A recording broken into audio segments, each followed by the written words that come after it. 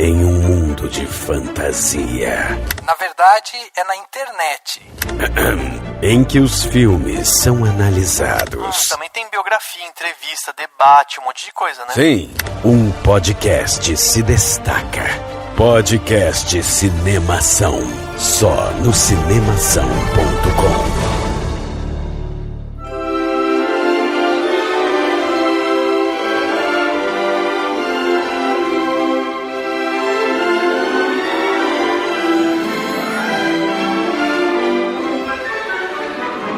Seja bem-vindo ao podcast Cinemação 253. Eu sou Rafael Arinelli e eu economizei esse dinheiro para o divórcio, mas como eu nunca me casei... Boa. Melhor frase. Eu sou Daniel Cury e dinheiro não traz felicidade, mas ajuda a mantê-la e evita problemas que acabam com ela. Olha... Então, só dizendo aí. Eu sou Alexandre Gonçalves e isso não é maravilhoso? Eu tô sendo preso. Eu sou a Estefânia e lembre-se que ninguém tem amigos é um fracasso. Olha aí, que ótimo. Cara, eu tava esperando alguém falar todas as vezes que toca um sino, um anjo ganha suas asas. Gente, nós conseguimos não repetir as frases. Incrível, que legal. Eu já achei que todo mundo ia falar, tipo, uma só. Falei, meu Deus, tá todo mundo, vai todo mundo se... Pois é, cada um trouxe uma diferente. Não, mas eu queria ter pensado na primeira. Eu tinha que ter falado a primeira. É melhor. A minha primeira opção era a frase que a Estefania falou. Você tinha uma opção B, então. Ela é pra você, né? Assim, tipo, a última. É que ela.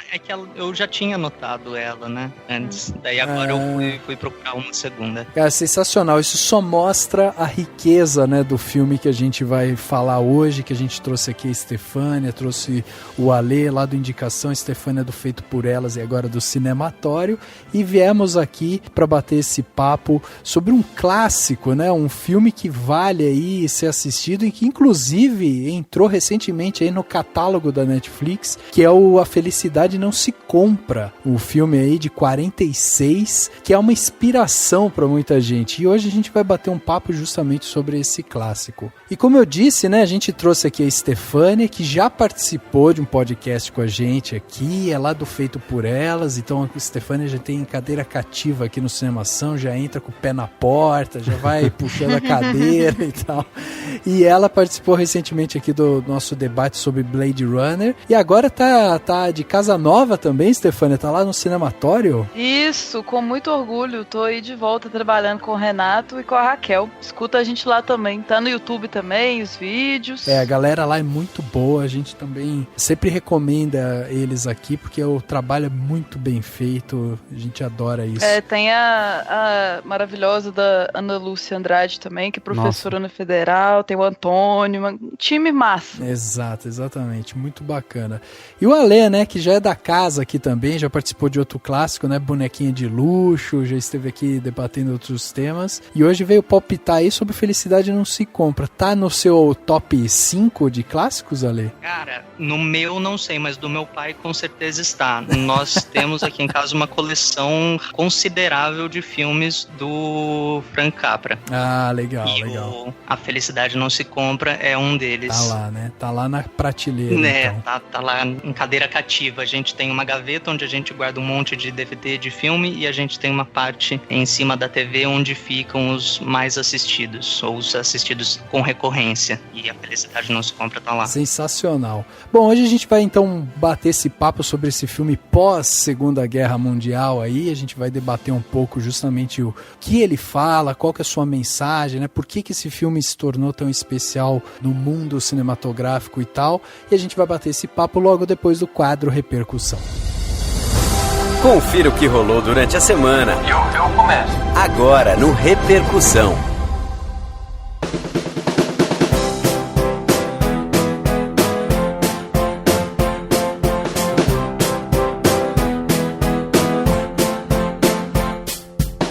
Dani, se você pudesse comprar uma felicidade por aí, até quanto você pagaria? Difícil, hein? $8.000. Não, brincadeira. Mais do que isso já ia ser não ia ser mais felicidade, ia ser tipo um desespero, porque eu tava gastando muito dinheiro. Exatamente. Exatamente. Não, mas tem umas felicidades muito baratas, assim, tipo, tem uns chocolates de R$5 que dão muita felicidade. Que às vezes só aquilo já ajuda, entendeu? É verdade, assim, tem umas coisas assim. É verdade. Às vezes a felicidade é mais barata do que a gente pensa, né? Sabe, tipo um livro de R$25. Pronto, às vezes é o que você precisa. É isso aí.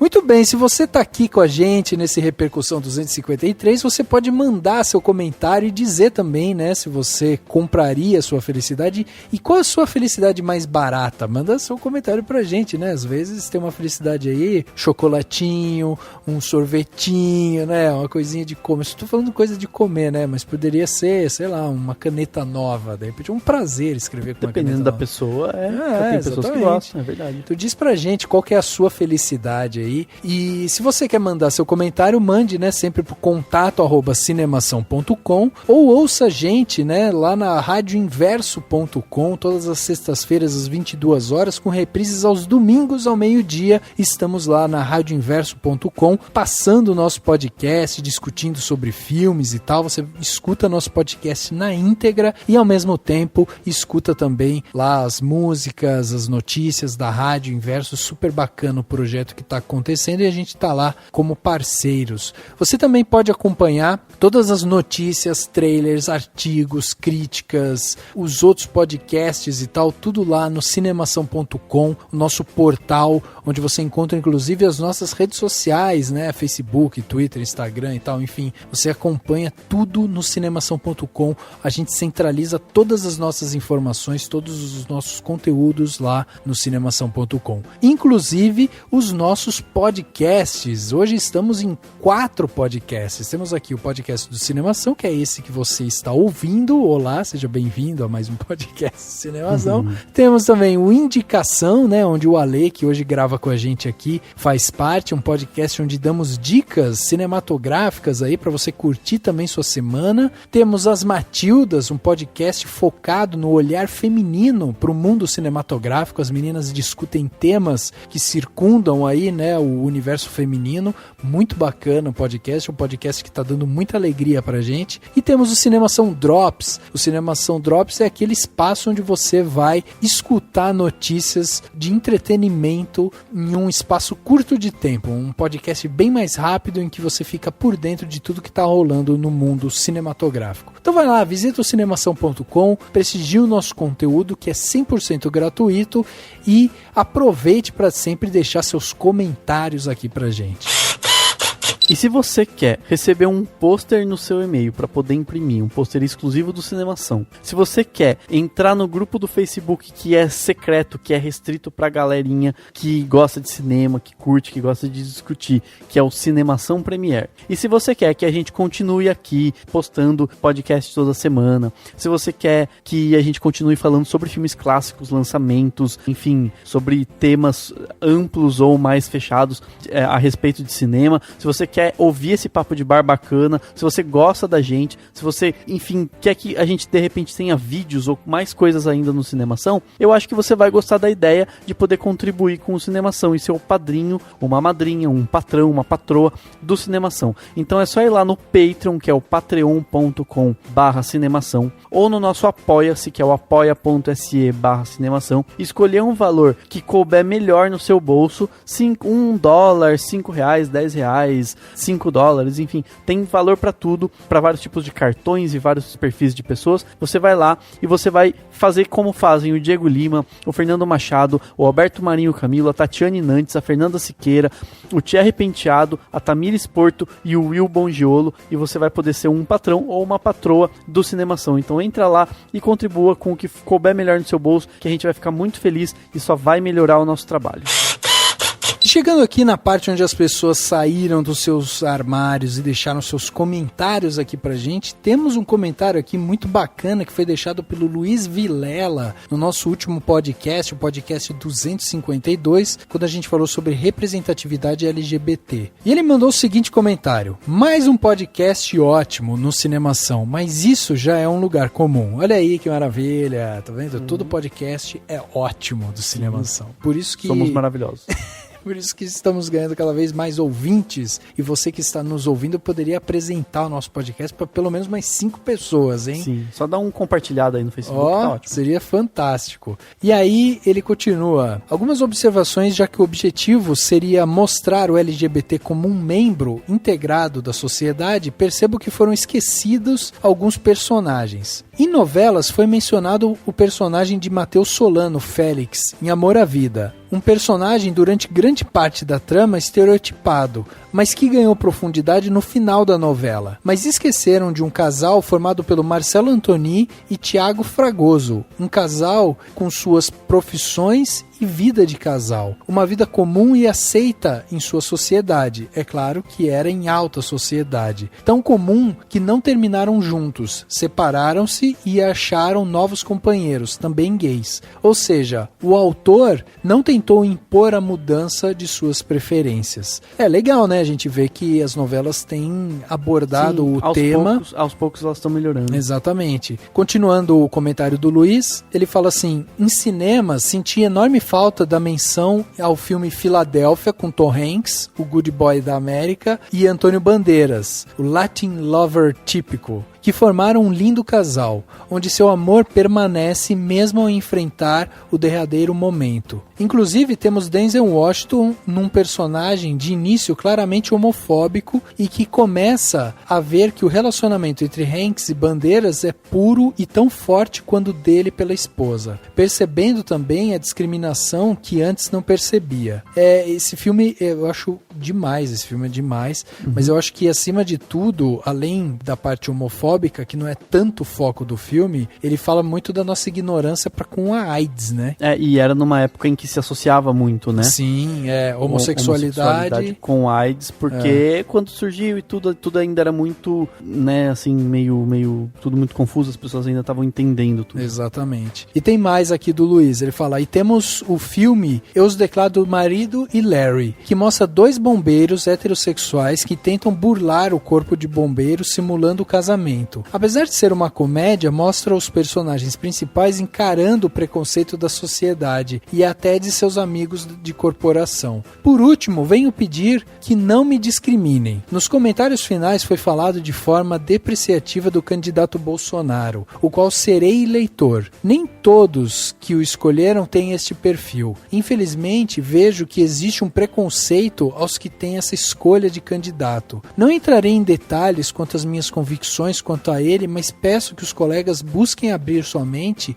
e não buscar apenas a visão simplista de que quem gosta do Bolsonaro é racista e discriminatório. Desculpe, acho que falei muito. Um abraço, continue com esse podcast tão interessante. Olha aí que legal esse comentário do Luiz. Eu, inclusive, coloquei esse comentário pra gente ler hoje aqui, porque eu achei muito interessante ele ter falado isso pra gente, porque é uma questão que às vezes bate, né, na gente de volta, que é como você combate a intolerância com intolerância, né? É uma via de mão dupla, né? É a gente também precisa, se a gente acha que o Bolsonaro é um candidato intolerante, a gente também está sendo intolerante quando trata os eleitores do Bolsonaro, o próprio Bolsonaro, de uma forma intolerante, né? Eu acho que, assim, eu vou confessar que eu não entendo, enfim, não entendo, tá? Mas não tem problema nenhum eu não entender. O Luiz tem um entendimento bem bacana dos filmes e tal, debateu super legal. Eu, particularmente, não entendo, porque pra mim, eu associo muito, né, assim, o Bolsonaro com esse tipo de coisa, no sentido de que ele, em vários momentos, extrema-direita, radicalismo, enfim, né? Ele atacou em termos comportamentais e tal. Mas, eu acho que realmente é importante pra gente ler esse tipo de coisa, pra não ver simplismo em tudo. Exato, e não só o Bolsonaro, qualquer outro político, principalmente uns mais extremos, entre aspas, né? O pessoal tende a ser simplista, então eles taxam como se o que fizesse alguém votar num determinado político, seja qual for, fosse só esse motivo, ou só aquele, ou só esse ponto de vista. E não, é tudo muito complexo. A gente vive numa sociedade extremamente complexa. Então eu queria agradecer o Luiz por mostrar isso, e realmente a gente precisa tentar cada vez melhorar a concepção de que decisões e personalidades e políticos e candidatos não definem os seus eleitores também. Exatamente, perfeito, não define. Você pode, enfim, não posso dizer em quem as pessoas devem ou não votar, quem sou eu, mas a pessoa, a partir do momento em que ela tem essa definição, é por uma escolha que envolve tantas coisas que é difícil realmente sair taxando, né? Sair colocando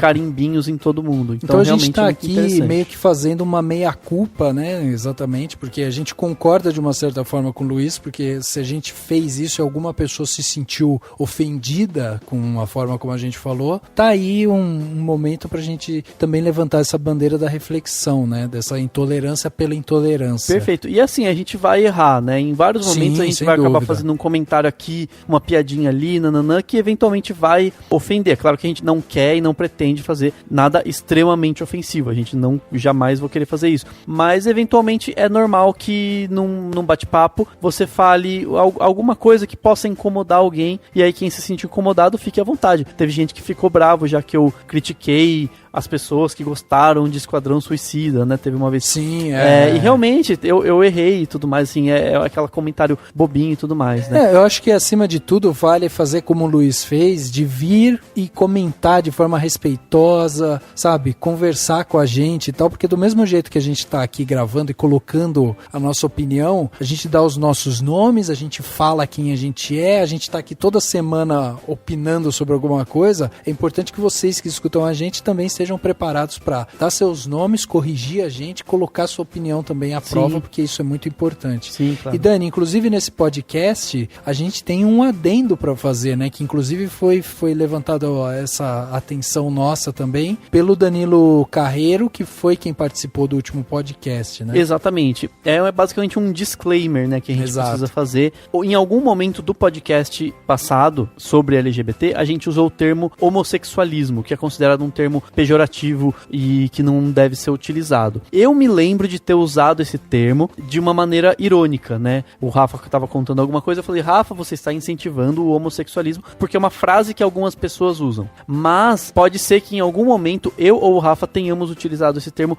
mesmo sem ser irônico, ou pode ser que não tenha parecido nada irônico, que essa ironia não tenha sido tão evidente. Então, só pra gente reforçar aqui que se a gente usou esse termo, não foi proposital e não foi com o objetivo de ofender ninguém, obviamente, porque a gente entende que as palavras vão mudando os seus sentidos e é importante que a gente deixe de usar palavras que tomem sentidos pejorativos ou ruins, né? Então, é sempre assim, homossexualidade, né? Uma orientação sexual. Aliás, né, vale aqui só um comentário para quem gosta de bastidores de podcast. Antes da gente gravar, a gente perguntou pro Danilo, né? Danilo, a gente falar que LGBT tá certo, ou de repente hoje existe uma outra sigla e tal, então a gente tomou cuidado pra, sabe, errar menos possível nas nomenclaturas e tal, justamente por ser um assunto delicado e que envolve também hoje muita reflexão em cima dele. Então foi legal que daí o Danilo escutou o podcast, viu esse pequeno deslize aí, fez esse disclaimer, então tá aqui nossa errata. Sim. Mary, I know what I'm going to do tomorrow and the next day and next year and the year after that. I'm shaking the dust of this crummy little town off my feet and I'm going to see the world. Italy, Greece, the Parthenon, the Colosseum. Then I'm coming back here and go to college and see what they know. And then I'm going to build things. I'm going to build airfields. I'm going to build skyscrapers 100 stories high. I'm going to build bridges a mile long. Well, you going to throw a rock?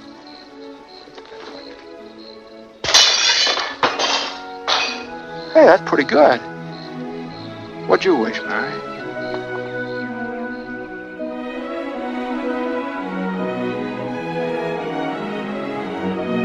Chegava aos cinemas no dia 14 de fevereiro de 1947, um filme novo aí, né, naquela época novo, pelo menos, do Frank Capra, o Felicidade Não Se Compra. Pra quem não sabe, Frank Capra é um diretor italiano, né, mas ele se naturalizou aí americano e é responsável por uma série de clássicos, né? Uhum. Sim, eu até tava... Claro que tem muito, mas acho que os principais que eu tava anotando, até até pra não me perder aqui, foi, Adorável Vagabundo, Do Mundo Nada Se Leva, A Mulher Faz o Homem e Aconteceu Naquela Noite. E A Felicidade Não Se Compra, ele e o James Stewart estavam fazendo depois de voltarem da guerra, né? Eles estavam chegando da guerra, eles foram servir a guerra, óbvio, né?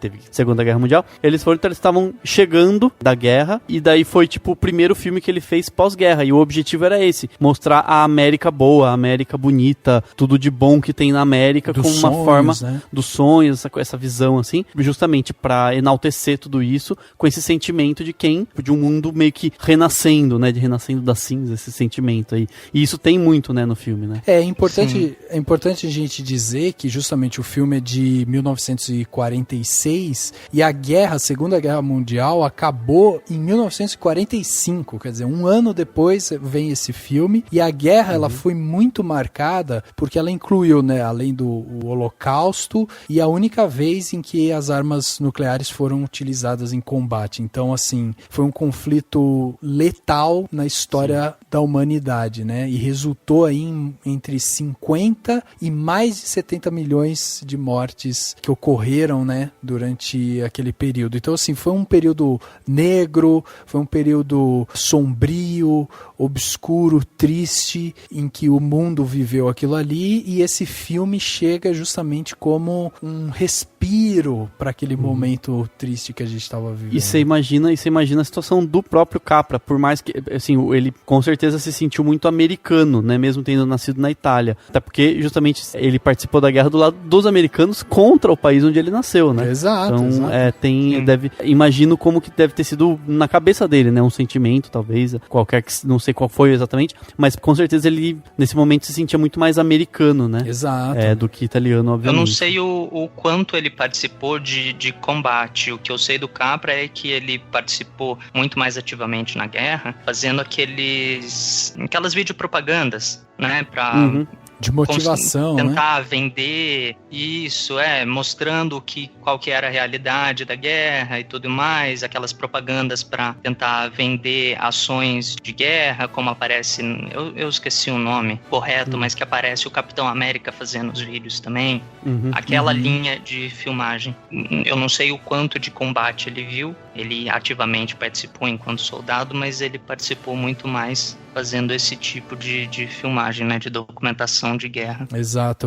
E o filme que teve aí um orçamento de um pouco mais de 2,5 milhões de dólares, que pra época era um dinheiro super considerável. Inclusive, quando você assiste o filme e eles falam, vou te dar um salário de 20 mil dólares por ano e tal, e o cara fala, caraca, é impressionante, você já percebe ele que... Ele ganhava 45 dólares por semana. Por semana, exatamente. Então você percebe que o filme ter custado 2,8 milhões mil dólares, né? Era um orçamento considerável para um filme dessa época. E Dani, a gente já comentou aqui sobre o Frank Capra, falamos aí também sobre o James Stewart, que é o ator principal desse filme. E quem mais que compõe essa ficha técnica de A Felicidade Não Se Compra? Então, o roteiro do filme foi escrito por várias pessoas, né? Ele é assinado pelo Francis Goodrich, Albert Hackett, pelo próprio Frank Capra, Joe Swerling e o Michael Wilson. E também tem o crédito da história, né? O filme é baseado num conto do Philip Van Doren Stern. Era um conto breve, né? Um short story que eles falam. Devia ser um livro pequeno ou um conto que foi adaptado, né? O som do filme, que seria basicamente a edição de som, né, que foi também indicado ao Oscar no Oscar de 47, é do John Alberg, que fez também o som de filmes como Assim Amam as Mulheres e O Cidadão Kane, né, outro grande clássico aí. A montagem do filme é do William Hornbeck, que fez a montagem de filmes como Um Lugar ao Sol, Os Brutos Também Amam e Assim Caminha a Humanidade. E no elenco tem grandes nomes da época, né, a Donna Reed, o Lionel Barrymore, Thomas Mitchell, Henry Travers e a Beulah Bondi, e claro, é protagonizado pelo James Stewart, que é simplesmente um dos maiores atores da sua geração e provavelmente, com certeza, estaria numa lista dos maiores atores de Hollywood de sem toda a dúvida. história, enfim, dos maiores atores americanos, né? E nessa época, inclusive, era muito comum atores no auge da sua carreira fazer filmes como ele fez, que lançava 3, 4 filmes por ano. Então, assim, o James Stewart era realmente um cara muito querido na indústria, e o filme foi muito bem abraçado pela comunidade americana, né? Não à toa, ele foi indicado a prêmios no Oscar, por exemplo, foi indicado a melhor filme, diretor, ator, edição, som, né? Na verdade, não tinha edição de som e edição. E aí ele ganhou com o melhor diretor o Globo de Ouro naquela época. Então, Sim. assim, o filme foi bastante abraçado, tinha um ator que estava no auge da sua carreira, tinha tudo, tinha todas as fórmulas possíveis para dar certo, né? Mas não foi só por isso que ele deu certo. Toda a mensagem que compõe ele ali, né, foi muito bem vista por todo mundo. E acho que é interessante citar, no Oscar de 47, ele perdeu praticamente todos os, né, esse filme ele não ganhou nenhum, e perdeu basicamente para os melhores anos de nossa vida, que é um filme do William Wyler, que foi, na época, bombou de bilheteria, assim, e que foi meio que, enfim, toda a atenção tava nesse filme, nos melhores anos de nossa vida, que até hoje é lembrado, mas não tanto quanto A Felicidade Não Se Compra. Enfim, ele perdeu muita bilheteria, ele foi um fracasso de bilheteria nos cinemas na época, e Os Melhores Anos de Nossa Vida foi o grande filme que tava todo mundo comentando, todo mundo foi assistir, e etc. Então é interessante isso, né, como que muitas vezes os filmes que sobrevivem ao tempo, que a gente vai lembrar depois de muito tempo, na época não foi muito visto, ninguém deu muita bola, né, não foi muito assistido, e aí depois de um tanto tempo você descobre que na verdade o que não ganhou o Oscar é mais lembrado do que o que ganhou e tal. É verdade, é verdade. Sim, isso é uma coisa que eu acho curiosa, que eu lembro do meu pai ter comentado, que ele assistiu A Felicidade Não Se Compra em preto e branco. E alguns anos depois, não muitos, ele assistiu novamente a versão colorida. E isso eu li também numa outra crítica, falando que foi uma das melhores coisas e uma das piores coisas que podia ter acontecido com o filme. Ele perdeu os direitos autorais, os direitos de imagem e tudo mais, então ele podia ser redistribuído por qualquer um. Então ele ficou muito mais conhecido depois do fato, né, depois de ter sido lançado, com o advento da TV e tudo mais, porque qualquer um podia exibir esse filme. E na época de Natal, perto da onde se passa o filme, todo mundo passava esse filme na TV. E a versão colorida, que foi colorida depois, ganhou os direitos autorais. Então, a versão em preto e branco, que é a versão original, podia ser exibida livremente e ajudou a dispersar, né, a espalhar esse filme por aí. E a versão colorida, que foi colorida depois, você tinha que pagar para exibir, então poucas pessoas faziam isso, mas também o filme não ganhava o dinheiro, as produtoras, todo mundo que participou do filme não ganhava dinheiro pela exibição. É interessante. Eu acho que isso ajudou a dispersar o filme depois, né? Por isso, talvez, os melhores anos de nossa vida tenham caído no esquecimento. Faz sentido, e é interessante. Eu não vi a versão colorida, mas eu ouvi falar que, assim, tipo, pelo que eu vi, a crítica execrou, né, assim, perde muita qualidade. A versão é horrível. É uma mutilação, né, gente? Vamos combinar Sim. que não pode fazer uma coisa dessa. Igual dublar filme. É pior do que dublar filme, porque não tem uma justificativa, né?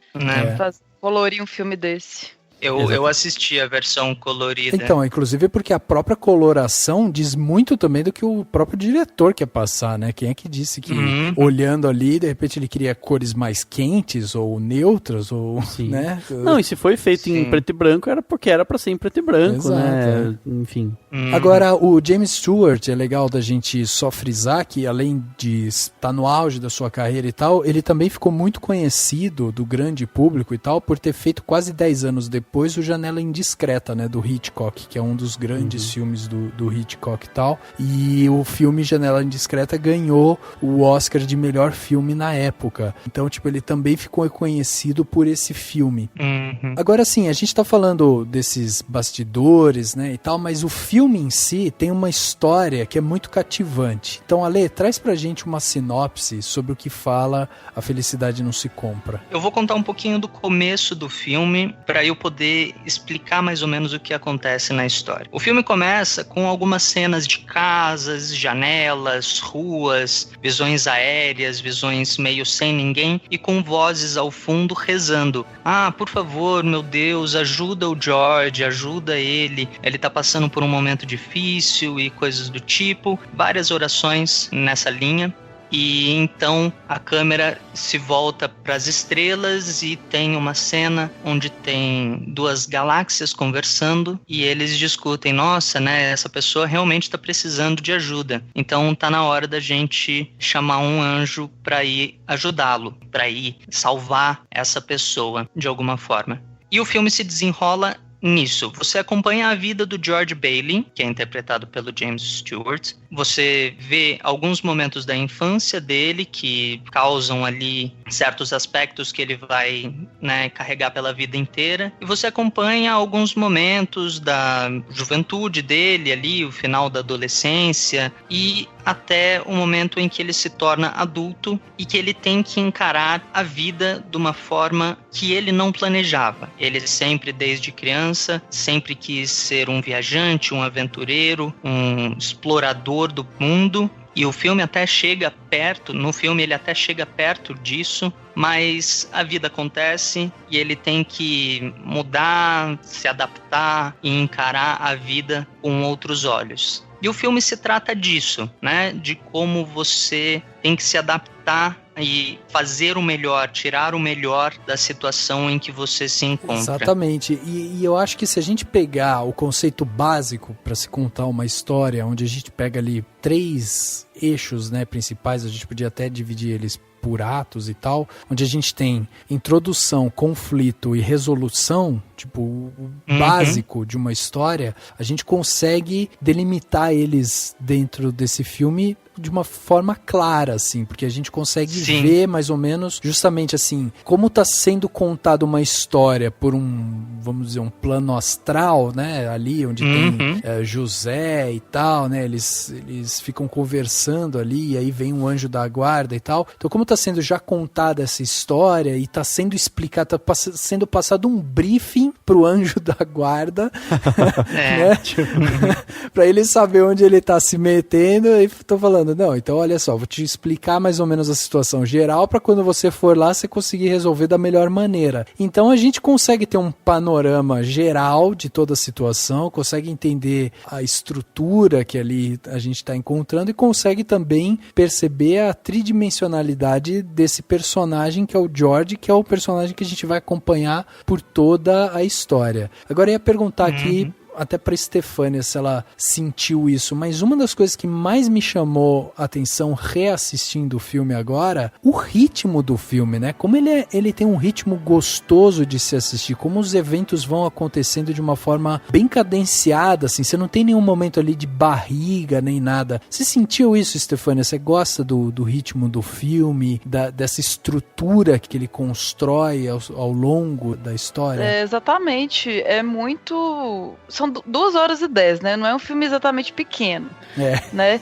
Mas é fantástico porque ele é muito clássico, né? O Capra bastante clássica a estrutura, mas são várias camadas ali, tipo, mostrar a vida do Jorge pro anjo. E aí, na verdade, o filme que a gente tá assistindo, esse flashback, é dentro desse filme maior, né? Que ele tá vendo, então é meio metalinguístico isso. E aí depois tem a fase do problema atual, como que o anjo vai entrar, a questão dele, um outro filme que ele vê como que seria a vida dele sem ele. Então são muitas camadas que é muito bem construído e não tem pressa de desenvolver os personagens, a gente se importa com os personagens, a gente conhece as pessoas, onde elas moram, quem elas são. Então é sensacional. Eu também gosto muito do Aconteceu Naquela Noite, de 34, que eu sinto isso também. É um filme um pouco menor, mas também é perfeito, assim, a forma como ele é construído e os personagens, tudo. E é legal até essa estrutura, né, de começar dizendo, você entende que ele tá em apuros, né, você não entende exatamente e tal.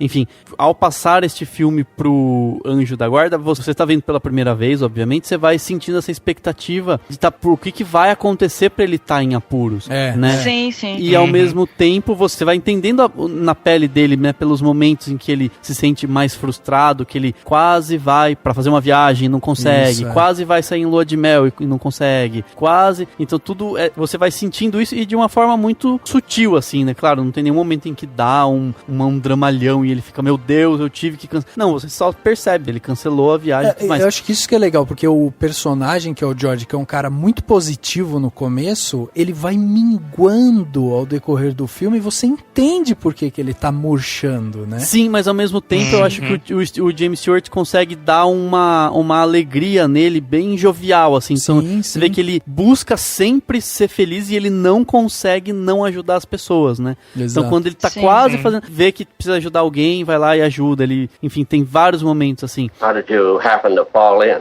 I didn't fall in. I jumped in to save George. You what? To save me? Well, I did, didn't I? You didn't go through with it, did you? Go through with what? Suicide. Oh, it's against the law to commit suicide around here. Yeah, it's against the law where I come from, too. Oh, where do you come from? Heaven? É até engraçado, o James Stewart, ele é mostrado novinho, né? Tipo assim, com 18 anos. Se tiver nas testas dele, sabe? Tudo bem, você acredita, não tem problema, assim, tipo, ser o mesmo adulto, você sabe que ele não tem 18 anos, mas é verossímil. E ele ser construído dessa forma, tipo, a gente vê a vida inteira dele, a gente vê também no final como que não poderia existir aquele mundo todo sem ele, tudo que ele foi fazendo, como que uma vida interfere em outras, né? Isso é até citado. Então não podia ele não ter nascido igual ele desejou naquele momento. E eu acho que também ele não é um personagem tão idealizado, sabe? Como o perfeito, porque ele tem os momentos de agressividade com a família, né? Com as mulheres até, e ele tem os momentos de fragilidade dele também. Então é massa ele não ser, tipo, o herói perfeito e inatingível. Sim. Isso eu acho uma coisa legal e eu vejo como recorrente, vejo não, né? É recorrente nos filmes do Capra. Ele gosta muito dessa coisa do ideal, do jeito americano, né? The American Way of Life.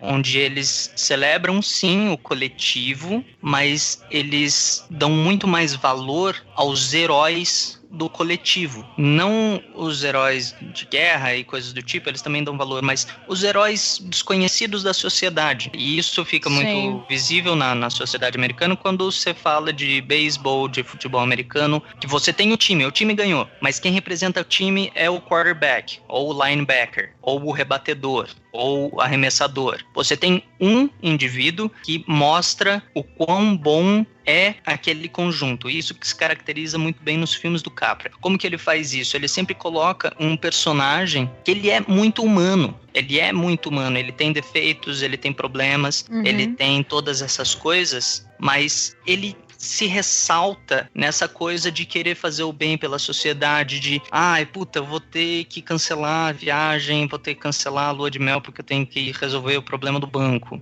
Eu não vou poder viajar porque, enfim, acontece um monte de coisa. E eu acho que isso se caracteriza muito bem nos filmes do Capra. E nesse fica o mais explícito de todos. Sabe que você falando isso, até me ressaltou os olhos agora, pensando que dentro do contexto do filme, quer dizer, um filme que vem logo depois de um trauma, né, de Segunda Guerra Mundial e tal, só do lado dos aliados, a gente teve aí mais de 61 milhões de pessoas mortas, né, os aliados que tinha lá os Estados Unidos, o Reino Unido e tal, tudo isso, mas enfim, pegando o contexto disso que você tá falando com o contexto histórico do filme, é muito interessante da gente observar como o Capra, ele foi feliz em valorizar esse discurso da simplicidade, porque a gente precisava de uma motivação para se reconstruir. Sim. E aí você tá pegando pessoas, de repente, entre aspas, né, mais ordinárias e tal, que às vezes poderiam não se sentir realmente importantes porque não foram pra guerra, ou porque não se sentiram verdadeiramente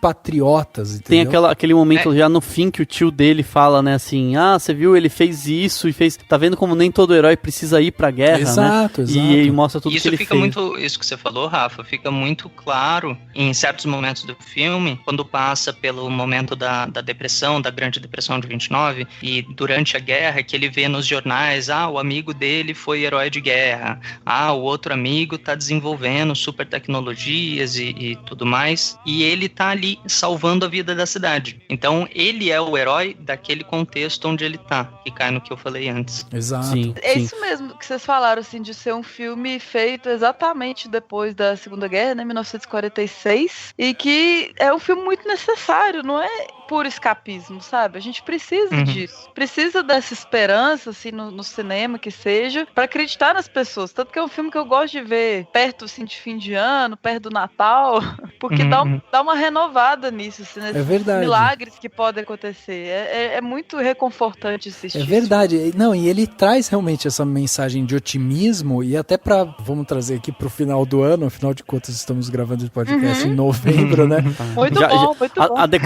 A decoração dos shoppings já é de Natal, né? Já é, Sim, não, e pode ter muito... Já pode dar Feliz Natal. E pode ter muita gente que vai olhar pro seu ano e vai falar, o que eu realmente fiz nesse ano, né? Será que eu fiz alguma coisa importante e tal? Será que valeu a pena, né? Será que foi grandioso o que eu fiz e tal? E tá aí, às vezes você não precisa ter construído uma casa, sabe? Não precisava ter ido ajudar alguém e tal, mas se você faz, às vezes, pequenas atitudes de empatia, pequenas movimentações que vão contribuir com o crescimento de outras pessoas, já é uma coisa reconfortante pra você pensar. Eu escrevi há um tempinho um artigo no Cinemação, meio que refletindo sobre isso, porque eu tinha revisto, foi no Oldflix, quando eu, né, agora tá na Netflix, mas eu assisti no Oldflix a vez anterior. Uma das primeiras coisas que eu lembrei, quando tá naquele sentimento já de, poxa, ele não saiu da cidade dele, e ao mesmo tempo, tipo, ele não fez o que ele não ganhou, né, do destino, enfim, o que ele queria, mas o que ele precisava, né, aquele conceito, né, de que a gente tem, enfim, essas coisas. Eu falei, não ganhou isso, e aí na hora eu lembrei do Up, na animação Up, As Tuas Aventuras, naquele curta, não, nem no curta, é o filme todo, porque na verdade, assim, a mocinha, né, a menininha que depois vira a velhinha, não vive a aventura que ela queria, e aí tem aquele momento lá no que é uma das partes mais lindas da animação, todo mundo chora na animaçãozinha do começo, eu choro nessa hora que ele abre a última página do álbum, né, e ela tá agradecendo pelas aventuras e tal. E são as aventuras da vida simples que eles tiveram, né? E eu acho que é muito legal, é muito bom pra você, até pra se sentir, não é só se sentir importante, mas é sentir que pra vida valer a pena você não precisa necessariamente ser o maior nome ou a maior pessoa, ou descobrir coisas novas, ou fazer coisas grandiosas, né? Às vezes uma coisa pequena é grandiosa dentro desse contexto que você influencia na vida das pessoas. Se a gente pegar, inclusive, o significado do que é essa coisa do viajar, do ir pra fora e tal, né? Passa muito por esse autoconhecimento, né? Porque muita gente que viaja, que vai pra fora, que de repente, como ele, né? Que jovem tinha aquele desejo de conhecer... Ele queria construir pontes, ele queria ser um engenheiro, exatamente. Né? Assim. Ele tinha muito essa vontade de ser uma pessoa que realmente trouxesse um significado muito grande pro mundo e tal. Tudo isso, quando a gente pensa nessa viagem, nessa coisa de você ir pro exterior, você se exteriorizar, né, de uma certa forma, é um momento onde você está se expondo, onde você está se conhecendo, onde você ultrapassa limites do comum para que você comece a entender um pouco mais onde que você consegue ir, até onde você aguenta, o que você pode ou não pode fazer e tal. Então, assim, a viagem em si já é um fruto de um autoconhecimento para qualquer pessoa que a faz. Nesse sentido, quando a gente olha e vê que ele realmente tá com essa vontade, ele tá com esse ímpeto e tal, e ele não consegue fazer, essa viagem dele, ela se transforma, ela passa a ser, em vez de uma viagem pro exterior, passa a ser uma viagem totalmente interior, né? Porque ao mesmo tempo que ele precisa se conhecer, que ele começa a conhecer outras vertentes dele, como o próprio apego, as coisas que o pai construiu, o colocar as pessoas à sua frente, não sei o que, já é uma forma dele viajar dentro dele mesmo. Só que de uma forma muito mais sutil e difícil de se entender racionalmente, né? Sim. E acaba que ele queria construir, tem uma conversa muito importante no filme com o pai dele, né, que o pai, mas então, você não quer considerar me ajudar aqui na casa de empréstimos e tal? Ele queria construir, e acaba que ele conseguiu fazer isso indiretamente, porque a gente vê que se não fosse ele não teria ajudado as pessoas a terem suas casas naquele lugar, né? Seria um cemitério, porque ele salvou o irmão dele, que salvou um monte de gente na guerra, então acaba que o destino dele, ele fez por outros caminhos, né? E é um filme totalmente altruísta, assim, ele o tempo todo, né?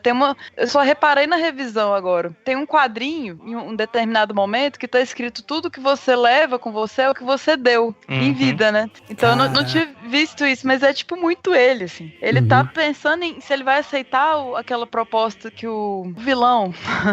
Não, o Sr. Potter. Isso, o Sr. Potter faz uma proposta, então ele olha pra aquilo e não vai rolar, entendeu? E o tempo todo é isso que ele tá fazendo. Ele tá tirando dele, tá tirando da casa dele, e acaba que a vida dele se constrói nisso, nesse altruísmo, sabe? E ele não vai ganhar o mundo, mas tudo que ele faz localmente, né, ali pela comunidade dele, é que acaba sendo a missão dele, né? E sabe um negócio que eu pensei, até fazendo ponte com a questão de Segunda Guerra, depois o mundo se dividiu entre, né, capitalistas e socialistas, aquela coisa que a gente... Quando eu tava vendo, assim, dessa vez, né, eu tô olhando, falei, calma aí, que raios faz essa empresa, né? Ela é uma empresa de empréstimos pra construir casa, né? Quase um Minha Casa Minha Vida privado. Sim. Aí eu tava vendo e falei assim, cara, ele é basicamente um banco meio socialista. Porque o que dá pra entender é que tipo uma... Não sei se existe isso, acho que hoje em dia não existe, não sei se seria quase que uma construtora, né? Então, eles são uma cooperativa, né? O dinheiro que você coloca nesse banco serve pra financiar a casa dos outros. Isso. E aí em algum momento isso retorna por conta de investimentos que provavelmente não davam muito certo porque ele não sabia mexer direito com isso. Mas isso pra parar pra pensar, isso não é tão capitalista assim, né? Não. Então é meio Sim, é meio louco. Voltou pra ele também, né? O que ele ajudou as pessoas depois quando ele precisou foi o que salvou ele. Então é bastante socialista, se for pensar. Então, exatamente. E é um conceito, tipo, meio muito sonhador do capitalismo, utópico, né? Muito utópico do capitalismo. É um capitalismo utópico que, na verdade, é quase um socialismo. Então, que é quase, inclusive quase um socialismo utópico, porque o socialismo que a gente acabou vendo na realidade também não funciona assim. Não é desse jeito. Então, assim, é muito, né? Mas o Capra, ele gosta muito de brincar com isso nos filmes dele. Se você for parar pra pensar, ele gosta de fazer essas criticazinhas comedidas dentro dos filmes dele. Se você for parar pra lembrar da Mulher Faz o Homem, ele critica abertamente, ainda que de uma forma muito leve, muito, assim, comedida, a estrutura do governo, corrupção do governo e todas essas coisas. Então os filmes dele têm um pouquinho dessa cutucadinha e, óbvio, neste momento onde a luta era capitalismo e socialismo, ele pode ter se aproveitado dessa coisa de hipocrisia para alegorizar mais ou menos esse conflito. Ele colocou lá o Sr. Potter como sendo o demônio capitalista do filme e fez essa situação que realmente beira um pouquinho do socialismo, o que ele tá fazendo ali, pelo menos em ideal, né? É, exatamente. Mas o que eu acho mais genial nesse filme é justamente como esse roteiro, ele é bem amarradinho, né, em todas as pontas, como que ele consegue ir navegando por todas essas nuances, assim, de uma forma muito tranquila, e aí ele também, as críticas que ele faz são muito sutis, ele deixa muito ao pé do ouvido ali para você fazer a sua interpretação e tal. Então eu acho muito bacana justamente como ele consegue fazer todos os laços nessas pontas, né, que a gente vai vendo que às vezes parecem soltas, mas não são. Uma das coisas que na hora eu pensei, quando eu tava assistindo, né, que ele começa mostrando a infância do George e tal, foi justamente, o George salvou o Harry, que caiu, e ele acabou ficando surdo de um ouvido. E aí, conforme o filme vai passando, ele vai ficando mais velho e tal, você fala, essa informação até agora não foi muito relevante, porque a própria interpretação do James Stewart, ele, tipo, não deixa muito nítido, assim, que ele é realmente surdo de um ouvido. Mas o roteiro, ele é tão bem trabalhado que a surdez serve justamente para manter ele preso justamente na época de guerra, que era quando pessoas da idade dele estavam sendo recrutadas para ir para a guerra. E ele nem isso conseguiu ir, ele nem conseguiu sair da cidade por conta da surdez. Então, tipo, um detalhe que é solto lá no começo do filme, ele consegue amarrar a ponta e falar assim, esse cara, ele ficou preso nessa cidade por várias situações, inclusive a própria surdez. Mas é interessante também como ela serve lá quando ele ainda é criança, pra Mary se declarar pra ele e ele não ouvir. né? Exato. E aí aquilo vai voltar Sim. depois, né? Então, É retomado também depois, naquela hora que ele não nasceu. Ele tá escutando perfeitamente. Ele não tem mais o soco sangrando. Tem vários elementos. Isso é retomado.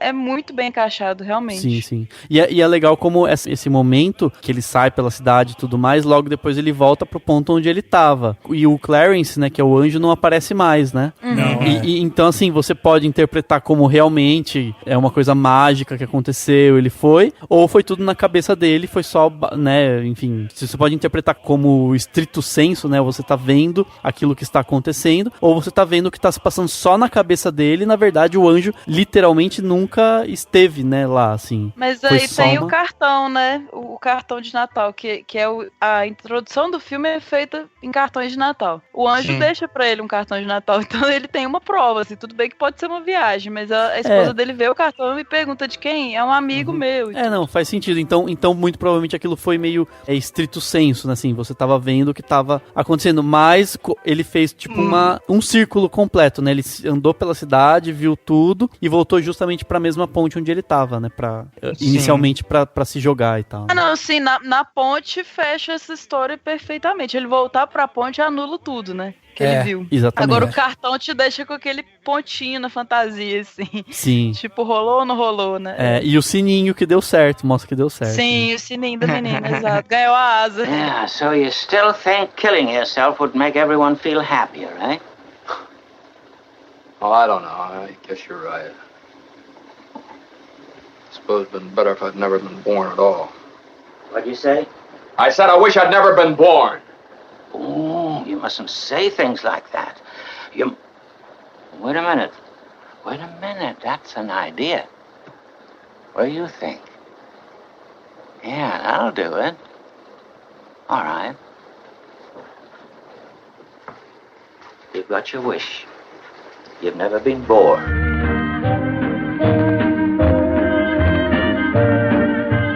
A gente tem que pensar que esse filme que foi feito em 46, a gente não estava vivendo uma época tão brilhante de efeitos visuais, cinematográficos, como a gente vive hoje, por exemplo. Então as coisas eram muito rudimentares e tal, e os efeitos eram muito práticos. E aí quando a gente olha para esse filme, eu fiquei encantado também com os efeitos visuais que o filme traz, sabe? Detalhes visuais e que encantam, que sabe, que deixam um filme com um charme muito encantador, assim. Esse detalhe da boca sangrando. A direção de arte da Casa Velha, antes da direção reforma. de arte da Casa Velha, muito legal, exatamente. muito boa. A própria reconstrução, né, quando ele vai pra esse mundo onde ele nunca existiu, toda a reconstrução de tipo, o painel que mudou, antes era Martinis e agora é Mickey's, entendeu? Então, tipo, tem detalhes assim que hoje, pra gente é uma coisa tão banal ver isso, mas que naquela época significava reconstrução de cenário, significava maquiagem, significava tantas outras coisas que daí quando a gente olha pro filme agora, a gente vê que ele foi feito com requinte, sabe?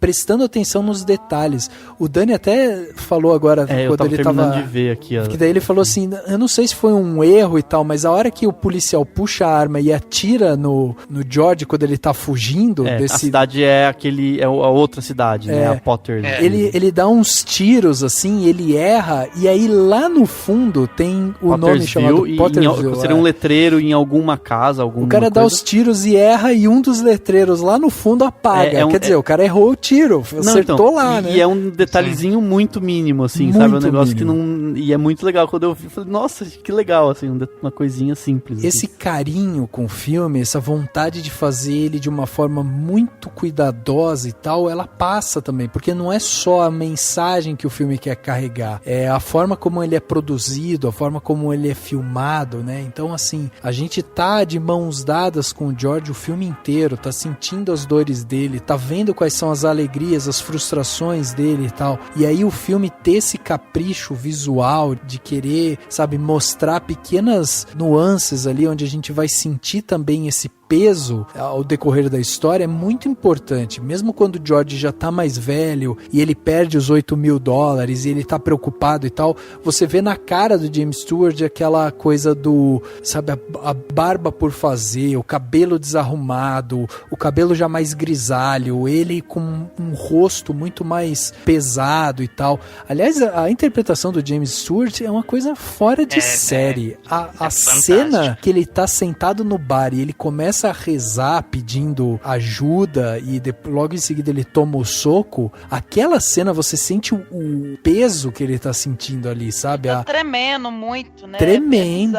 É muito louco. Tem uma cena que eu lembro muito bem. Eu assisti esse filme colorido uma vez só porque eu achei uma atrocidade. Mas tem uma cena que ficou muito marcada. Ele volta pra casa e a mulher dele tá no telefone conversando com a professora, que aconteceu alguma coisa, não sei, e todas as crianças estão ali. Isso, a filha tá doente, a filha tá tocando o piano, o menino tá fazendo alguma coisa, enfim, tem um monte de coisa acontecendo. Essa cena em preto e branco, você vê a expressão do James Stewart, pode até ser real, pode até ser proposital isso, mas parece que tem uma sombra crescendo no rosto do James Stewart, no rosto do George ali, como se o mundo dele tivesse indo pro espaço mesmo, como se toda a esperança dele tivesse acabando e ele tem uma crise ali, ele tem um surto de raiva e briga com a professora, e briga com a mulher, e briga com as crianças e tudo mais. Essa cena em preto e branco é fantástica por você conseguir perceber o rosto dele escurecendo, a expressão dele ficando mais pesada, tipo, toda a coisa da cena, toda a construção da cena passa um peso muito grande. Essa cena colorida, o rosto dele tá tão rosadinho, tá tão bonitinho assim, como se ele tivesse acabado de tomar sol,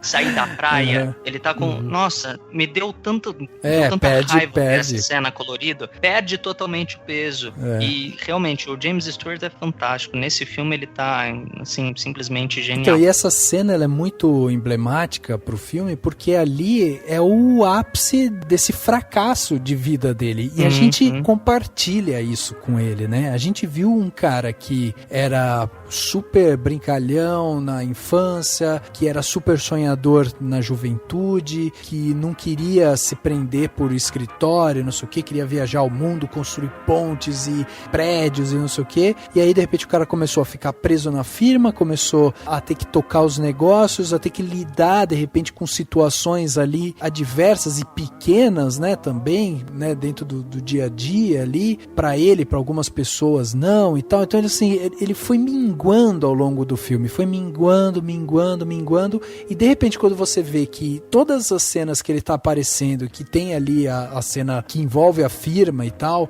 que ele trabalha, sempre existe algum problema que ele precisa lidar ali. Quando ele perde o dinheiro, e aí você percebe que aquilo ali, num certo momento você fica meio, tá, mas será que ele ter perdido o dinheiro foi tão grave assim e tal? Mas cara, $8.000 naquela época era um negócio surreal. Tinha gente pedindo $17 pra passar a semana, entendeu? E era $8.000, sendo que ele já estava quebrado, assim. Com aqueles $8.000 ele já estaria quase quebrado, então... Exato. Era o que não podia acontecer mesmo, né? Então, assim, você vê que nesse momento chegou, né, ao final ali. Todas as esperanças dele, tudo que ele tinha, que ele sonhava ainda em realizar, acabou ali. E daí é muito interessante da gente sentir isso com ele, como essa fragilização da vida por coisas banais que vão acontecendo com ele são muito impactantes, né? Como todas essas coisas perdem a sua importância depois que ele coloca o foco no que realmente importa para a vida dele, né? E aí aquilo ali muda completamente de foco depois que ele tem a experiência de onde que ele, sabe, de como seria o mundo sem ele e tal. Então eu acho toda essa construção, né, até do filme chegar a mostrar ele quem ele era, crescer com ele, mostrar o desespero dele, as frustrações, as perdas, todas envolvendo morte, frustração, a não realização de sonhos, não sei o que, ele chegar no ápice onde ele tá inclusive pensando em se matar, e aí depois ele perceber que tudo é bom, que ele não precisava ter colocado todo esse peso em tudo, sabe? Ao ponto dele ficar feliz porque ele vai ser preso também, né? Como até o Ale já lembrou a gente aqui. Então essa banalização, sabe? Esse flerte que ele faz com esse fracasso e tal, eu acho muito legal da gente ver, principalmente assim, pelo contexto de pós-guerra, mas também como esse filme ele traz essa esperança, esse otimismo de uma forma tão, sabe, tão pura, tão bonita da gente ver, como isso realmente toca o coração do ser humano, independente de onde ele esteja, na vida. Tem uma parte que eu tava reparando, claro, é básico de cinema, assim, mas é muito interessante, que é a hora que o Mr. Potter vai oferecer um emprego pra ele, né? Que ele oferece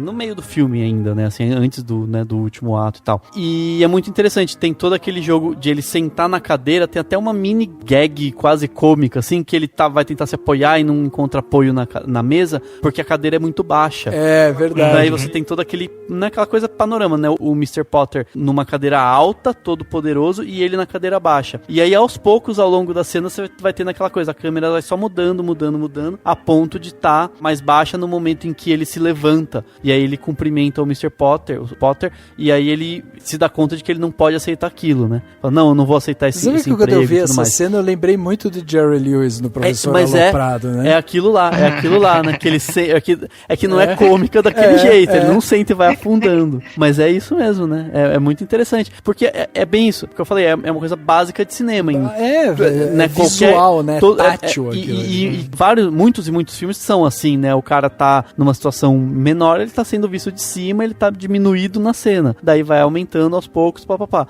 Isso é básico, mas é muito legal como é bem claro e é muito sutil. Porque o filme todo, a câmera do Capra é muito assim, estática, né? Aqui e ali ela não é... Em nenhum momento ela faz algo muito cheio de firula, né? É sempre muito clara e muito comedida, né? Mas é esse ser comedido que faz com que seja interessante, até mais rico do que se ele exagerasse, né? Fizesse um negócio meio Hitchcock malucão. Né? Então, isso que eu ia comentar. O trabalho de câmera dele é bem simples, não é nada rebuscado, enfim, tecnicamente não tem nada muito elaborado, mas o trabalho de cena dele é maravilhoso. A composição, o conceito, né, de mise-en-scène, que é a composição, o que está ali exposto na cena enquanto ela está sendo filmada, no filme inteiro é fantástico. Tem 2 momentos que eu gosto muito sempre de reparar quando eu assisto esse filme. Eu não lembro em que momento, mostra uma cena que o irmão do George tá voltando da guerra e tudo mais, e mostra uma cena que tem 2 plaquinhas assim, que são bastante icônicas para mim, da cidade onde eles estão. Ao fundo aparece Bem-vindo ao Lar, né, Henry Bailey, e na frente, no plano de frente, tem uma placa escrito: você está agora em Bedford Falls.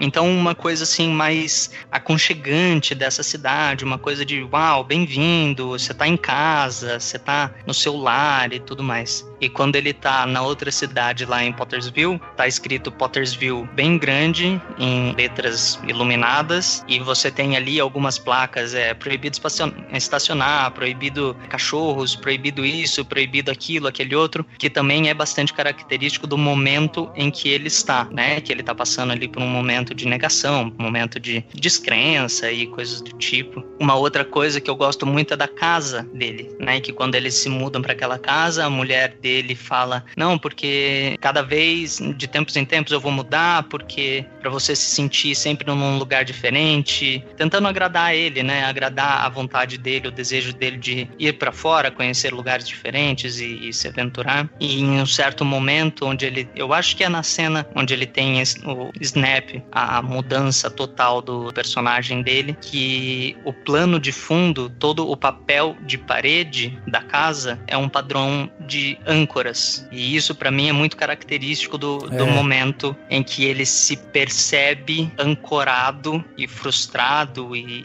enfim. Então o Capra, ele trabalha muito bem essa coisa do mise-en-scène, né, da composição da cena com objetos e tudo mais. Tem uma coisa da interpretação do James Stewart que é muito isso, né? Como algumas situações você percebe nele, assim, na atuação dele, como ele tá se sentindo frustrado, né? Com algumas coisas, assim, tipo, não deu certo ele viajar, sabe? Perdeu o trem, não deu certo ele ir pra lua de mel, ele ficou preso ali sabe, com alguma outra situação e tal, você percebe, ele não precisa falar, ele não precisa ser vocal, assim, sabe? Ele não precisa chegar lá e falar, estou chateado porque eu não consigo. Não, é no olho dele que você vê. Então, é esse tipo de coisa que é muito interessante. Ao mesmo tempo que ele coloca humor, mesmo em desespero, tem os alívios cômicos, assim, né? Tipo, ele tá no pior dia da vida dele, ele reza, ele leva um soco, e ele consegue fazer piada com isso. Quando ele conhece o anjo, ele fala, não sei se eu quero ser visto com um anjo, né, sem asas.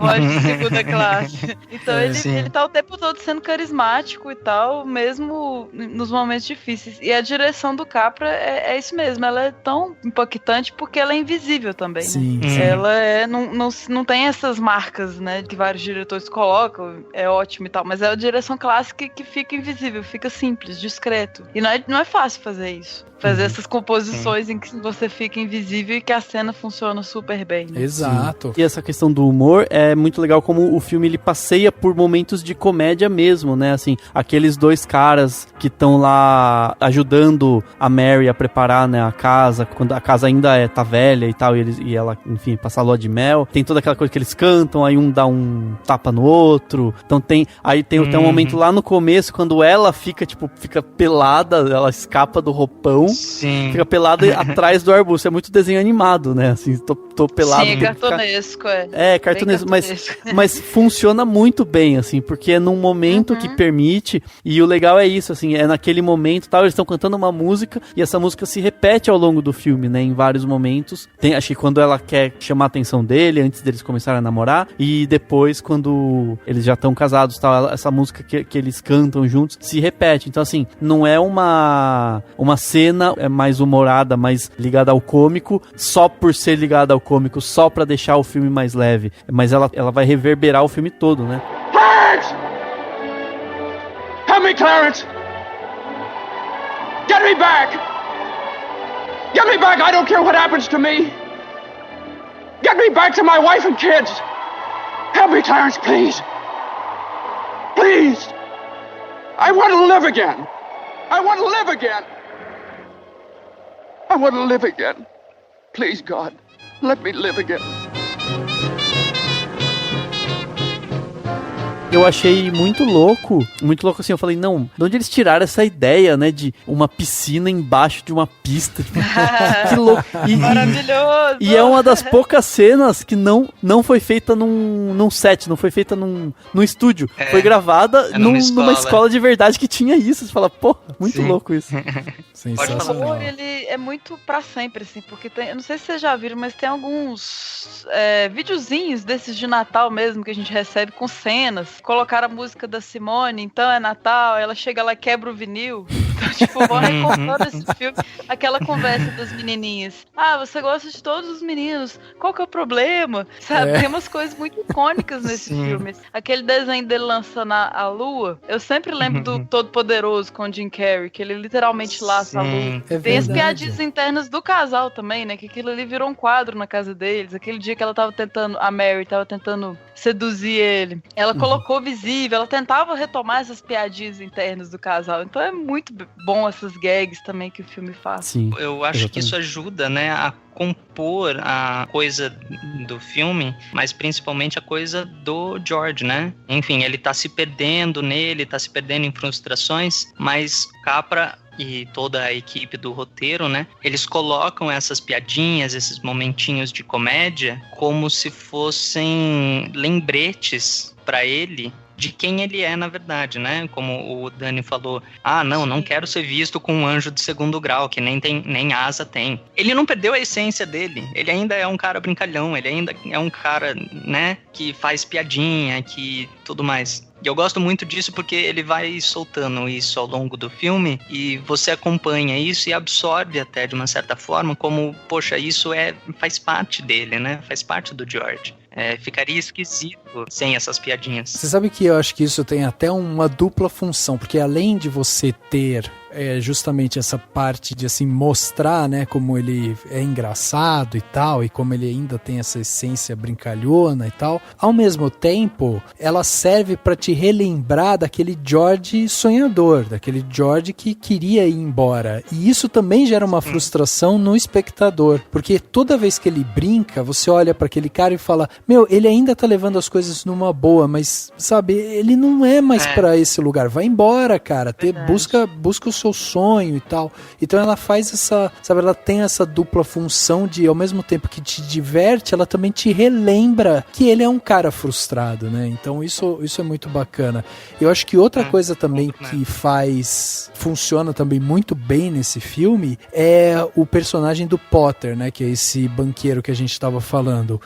Por quê? Porque ao mesmo tempo que ele tem o papel de ser um antagonista e dele ser esse cara frio e que chama as pessoas de idiotas e que ele quer lucrar, que ele só pensa no dinheiro e tal, ele ao mesmo tempo, ele tem uma similaridade com o George que incomoda em alguns momentos, sabe? Porque ao mesmo tempo em que o George às vezes chega pra ele e fala, você é um cara velho que só pensa em você e você só olha as pessoas de um jeito assim, que você tá estagnado, que você não sei o que, ele às vezes fala algumas coisas pro Potter, no qual ele parece que tá refletindo sobre ele mesmo, ele tá reclamando sobre a sua própria essência, sabe, sobre a sua própria busca que nunca deu certo. Então é muito interessante da gente ver como o Potter, por mais que ele seja esse contraponto do George, como eles brincam com essas similaridades, né, porque quando o Potter faz efetivamente a proposta dos $20 mil por ano e dele poder morar na melhor casa e não sei o que, e que o George fica, nossa, mas é incrível, essa proposta é incrível, não sei o que, o Potter tá basicamente virando pro George e falando, venha ser como eu, entendeu? Você tem muitas coisas interessantes aí que eu posso explorar e a gente pode ser muito parceiro, porque a gente tem mais ou menos a ganância, o próprio Potter fala isso pra ele, você é um jovem inteligente, ganancioso, que pensa também no que você quer, você vai atrás daquilo que você quer e tal. Então, assim, é interessante, né, como eles brincam com essa dualidade e como o George, naquele momento, ele fica balançado, porque, pô, eu posso ser esse cara poderoso, eu posso ter a possibilidade de realizar os meus sonhos através de um bom salário, e não era exatamente isso que o Potter fazia, não era exatamente, o Potter não estava justamente atrás das coisas que ele queria, independente de qualquer coisa. Então eu acho muito legal essa brincadeira que eles fazem. Na verdade, assim, eu vejo o Potter mais como o antagonista marcante, assim, pra atiçar ele, né, tipo, é o capetinho que fica do lado do ombro. Porque ele nunca vai fazer isso, na verdade, ele não vai ter coragem. Eu acho meio pesado falar que ele é frustrado, porque no final das contas ele vê que não. É aquela percepção que todo mundo tem, tipo assim, a gente tem várias escolhas na vida, o que ele queria era ser aventureiro e tudo mais, ele desistiu disso. Mas foi uma escolha que ele fez altruísta, e se não fosse essa escolha que ele fez, aí e tudo que ele conquistou, e tudo que ele é, e todo mundo que ele ama, sabe? Então acho que no fim ele não é mais frustrado, ele consegue perceber que foram as escolhas certas, entre aspas, e se não fosse tudo isso que ele foi obrigado a perder, ele não teria nada daquilo. Então, né, é um paradoxo, a gente fica triste porque ele não viajou, porque parece que tudo que ele não queria aconteceu, ele falava, não quero me casar, na próxima cena ele tava casado, sabe? Exato. Então, tipo, é triste, é frustrante pra gente olhar, mas acaba que a vida de todo mundo é meio que assim, sabe? A gente acaba tendo que tomar escolhas maiores por outras circunstâncias e no fim das contas é o que a gente o que a gente acaba sendo graças a elas, né? Então o bonito do filme é isso. Rola uma identificação, acho que não tem uma pessoa que não vai se identificar com isso, né? Com esse tipo de coisa. Sim. Mais ou pra menos, todo mundo se identifica com, putz, teve uma época que eu sonhei em fazer tal coisa, não fiz. Teve uma época que eu achava que eu queria ir, sei lá, fazer tal ação, não fiz. E aí fui levado a fazer isso, né? É muito legal, assim, muito interessante, que todo mundo se identifica. Mas o que te levou com as coisas que você foi obrigado a escolher, né? Trouxe muitas coisas boas também, né? Então é bem otimista. Exatamente. Olhar por esse lado. Essa brincadeira que o diretor faz, o roteiro faz e tal, dessas escolhas, elas flertam muito justamente com essa interpretação que o James Stewart traz pra gente dessa tristeza dele, né? Porque como você falou, ele fala assim, eu não quero me casar, e na cena seguinte ele tá se casando. Você percebe ele muito feliz com o casamento, ele muito empolgado, porque agora sim ele tem a lua de mel, ele vai poder viajar, ele vai poder realizar outras coisas e tal, mas aí acontece alguma coisa que segura ele. Então assim, é sempre essa brincadeira dessa dualidade, né? Quer dizer, você toma decisões, você escolhe por isso, por aquilo. Será que seria muito injusto, de repente, ele ter aceitado a proposta do Sr. Potter, por exemplo? Porque ele poderia humanizar o Sr. Potter de alguma maneira e, ao mesmo tempo, ele teria dinheiro suficiente para ele poder realizar os sonhos dele. Será que seria condenável isso? É óbvio que o texto do filme, o roteiro, ele te conduz a pensar que sim, seria condenável, porque, afinal de contas, a gente está falando de um crápula, que é o Sr. Potter, né? Então, mas eu acho interessante que essa visão do Potter como vilão e tudo mais, assim, esse contraponto com ele, mas ele também serve como fazer uma comparação absurda, tá? Quase como o mestre dos magos da Caverna do Dragão.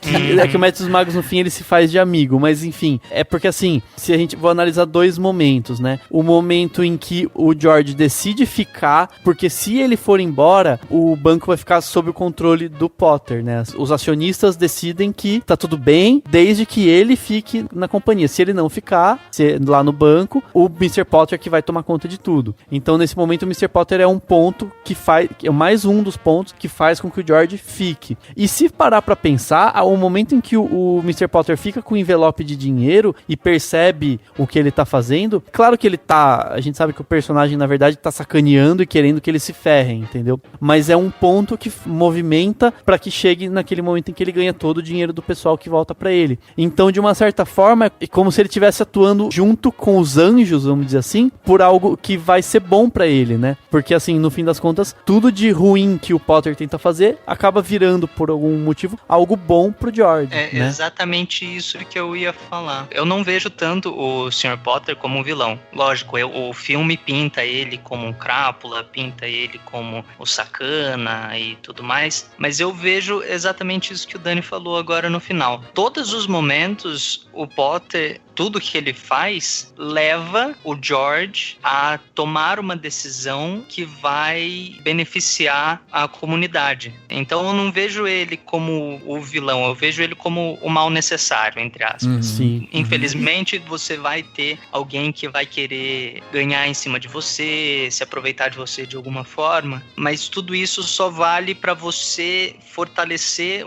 quem você é, né? Você não abrir mão da sua essência, como o George não abre mão da sua essência de querer ajudar os outros pra, enfim, se vender pra outra coisa. Sim, o antagonista funciona tão bem por isso, assim, né? Porque ele ressalta tanto o quão o herói é bom, ele resiste a tudo isso. Eu nem acho que naquele momento que ele oferece o emprego, não é que ele é só 100% crueldade, né? Eu acho que ali ele foi massa e tal, tipo, querer dar um emprego pro cara. Mas o mal que a gente chama é tornar a cidade do lado dele, né? Tipo, todo esse popular se perderia. Seria viraria aquilo que a gente viu, tipo, cassino, festa e tal, e a sociedade à margem, acredito. É um vilão necessário. Sim, e no fim das contas ele é o que todo homem de negócios é.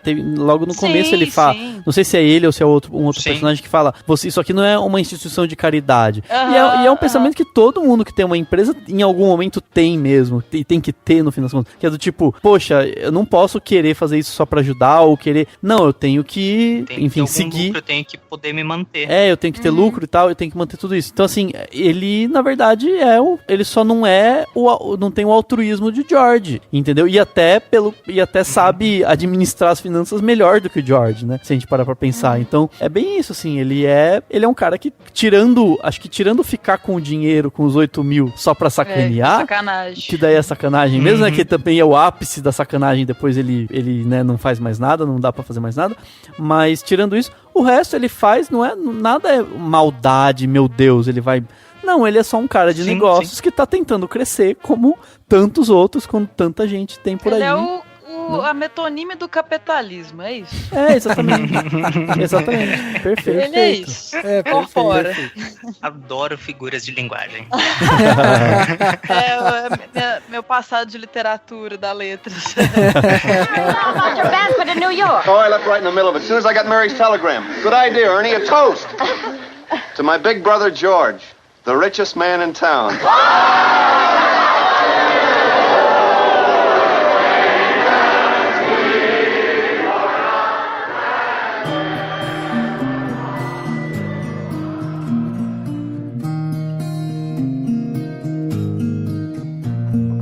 Buffalo Gals.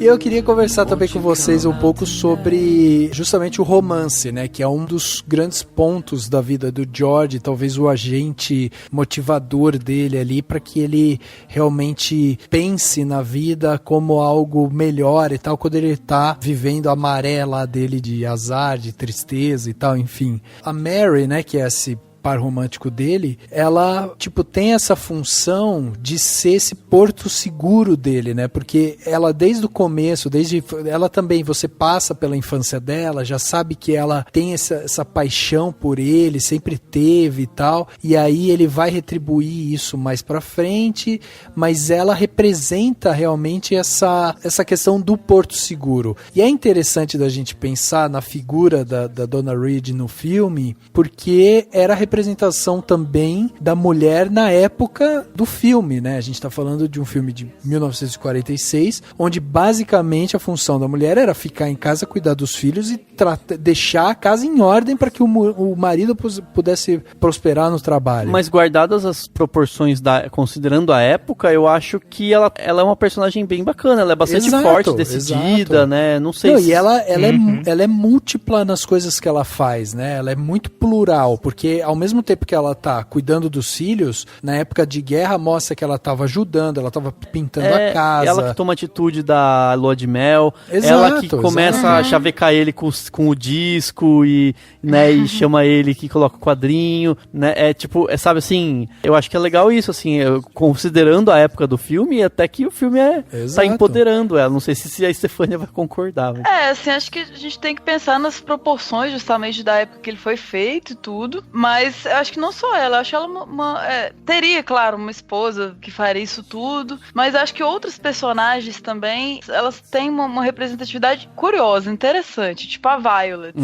A Violet, sim. Eu ia falar da Violet. A Fretex, assim, pelo menos até onde eu vejo, assim, ela é super, tem um momento que ela fala ela tá com dois rapazes, aí ela vê o Jorge, ela fala, opa, eu acho que eu tenho um encontro, mas fica aqui, só espera aqui. Então, tipo assim, ela é super, eu vejo ela como muito independente, assim. Sim. Por mais que ela eu gosto muito dela. Ele, né? Eu gosto muito da Violet, sabe? Acho, desde criancinha, ela já é uma garota, assim, que sabe o que quer e que tudo mais, e que o que tem eu gostar de vários garotos, sabe? Isso é bacana. E aquela senhora mesmo, que foi uma das primeiras frases do podcast, que fala, eu juntei o dinheiro pro divórcio. Pensa na cabeça da pessoa, juntar o dinheiro pra divórcio.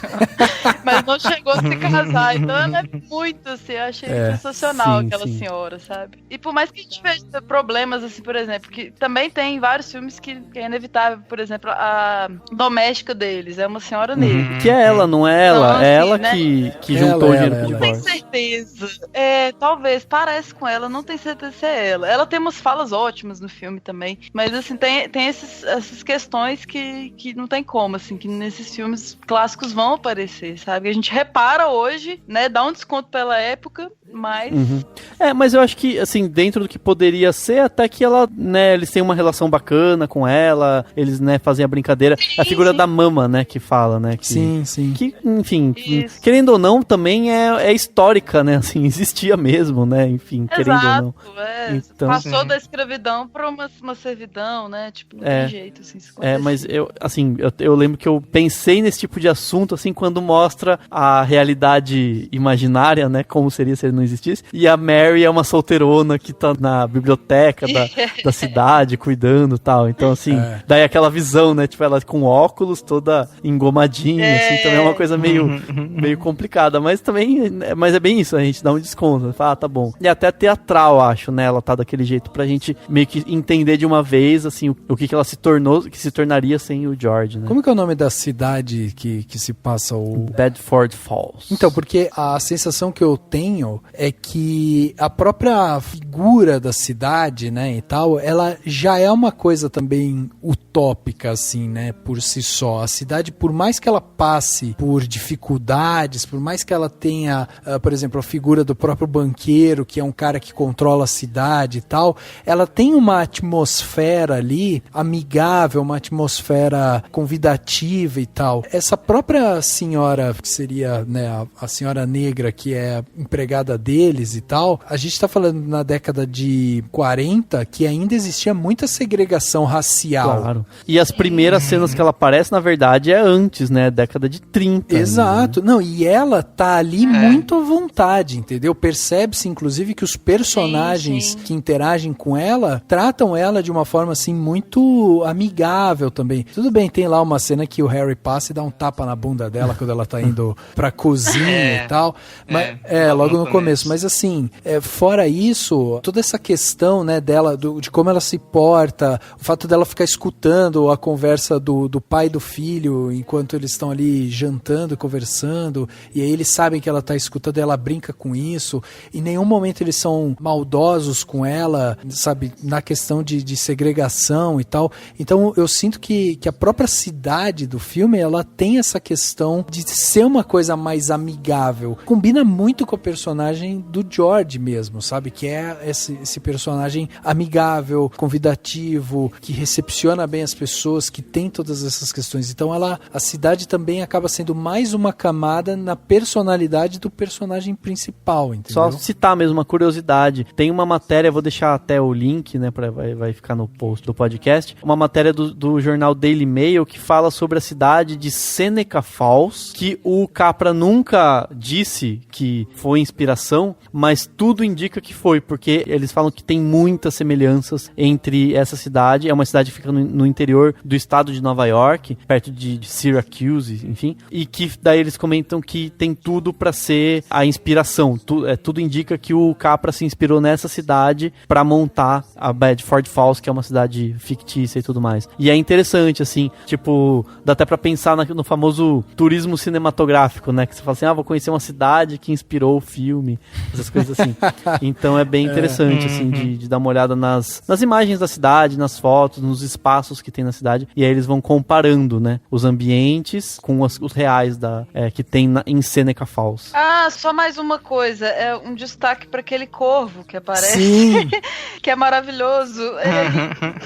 É um bom ator, assim, tipo, dentro da casa de empréstimos, né? Eles estão lá e tem um corvo voando. Eu fico intrigado com aquele corvo. Acho que merece uma menção honrosa.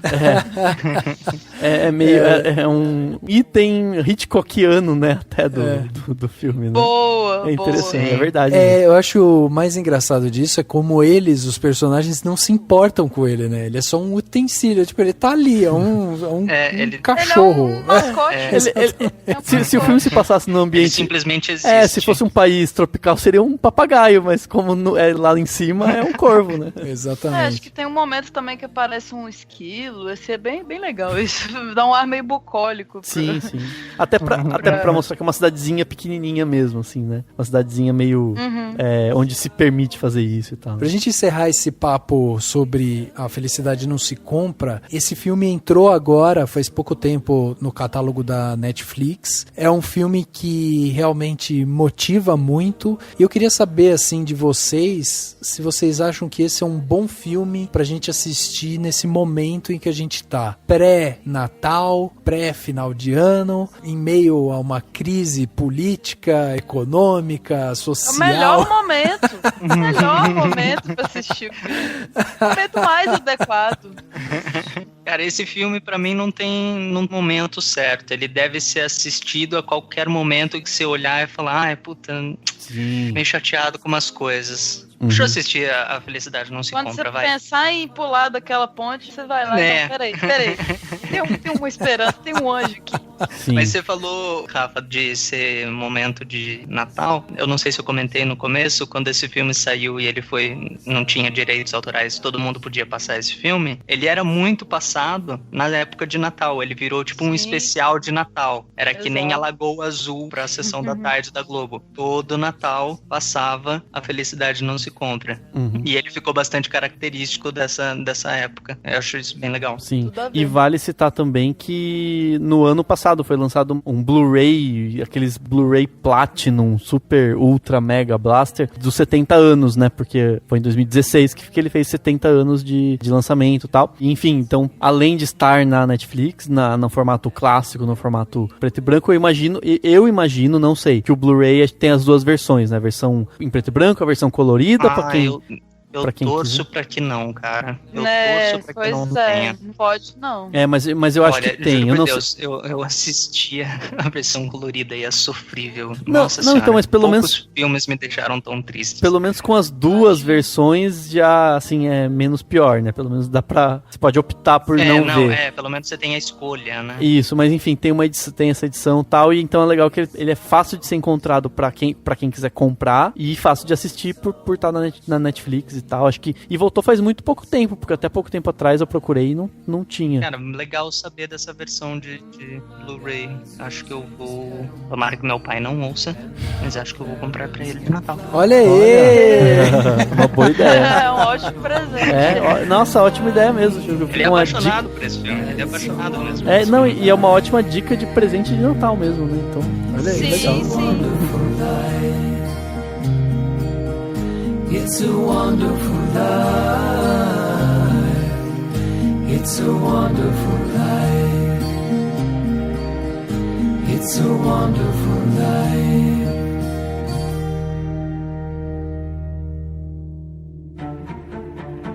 Dicas para a sua semana? No Plano Detalhe.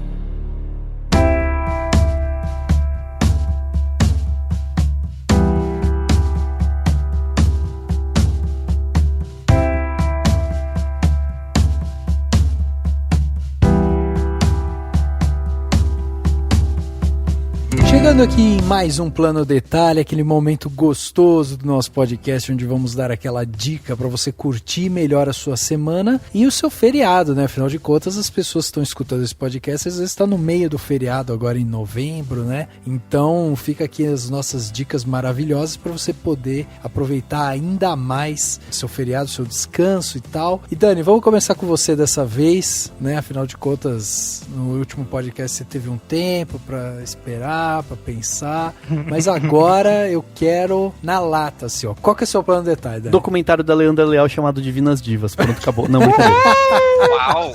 Adorei, maravilhoso. Cara, eu fui ver ontem na mostra, teve uma mini, né, um dia de cinema nacional lá no Topázio, aqui em Indaiatuba, aqui pertinho, e eu fui ver ontem... Topázio, nosso parceiro. Topázio, que é nosso parceiro, inclusive. Fui ver ontem o filme, enfim, fui ver a programação e tal, tinha filmes que eu gostaria de ver, mas não dava no horário, e tinha o Divinas Divas, e eu fui sem saber muita coisa. Eu sabia que ele era da Leandra Leal, falei, ok, que legal. Filme dirigido por mulher, bacana, a gente tá nessa meta aí também, de assistir mais filmes, né, com mulheres na direção, obviamente. E é assim, aí fui ver, e eu me, assim, sério, como diz aquela vinheta antiga do Cinemação, eu me surpreendi com o filme.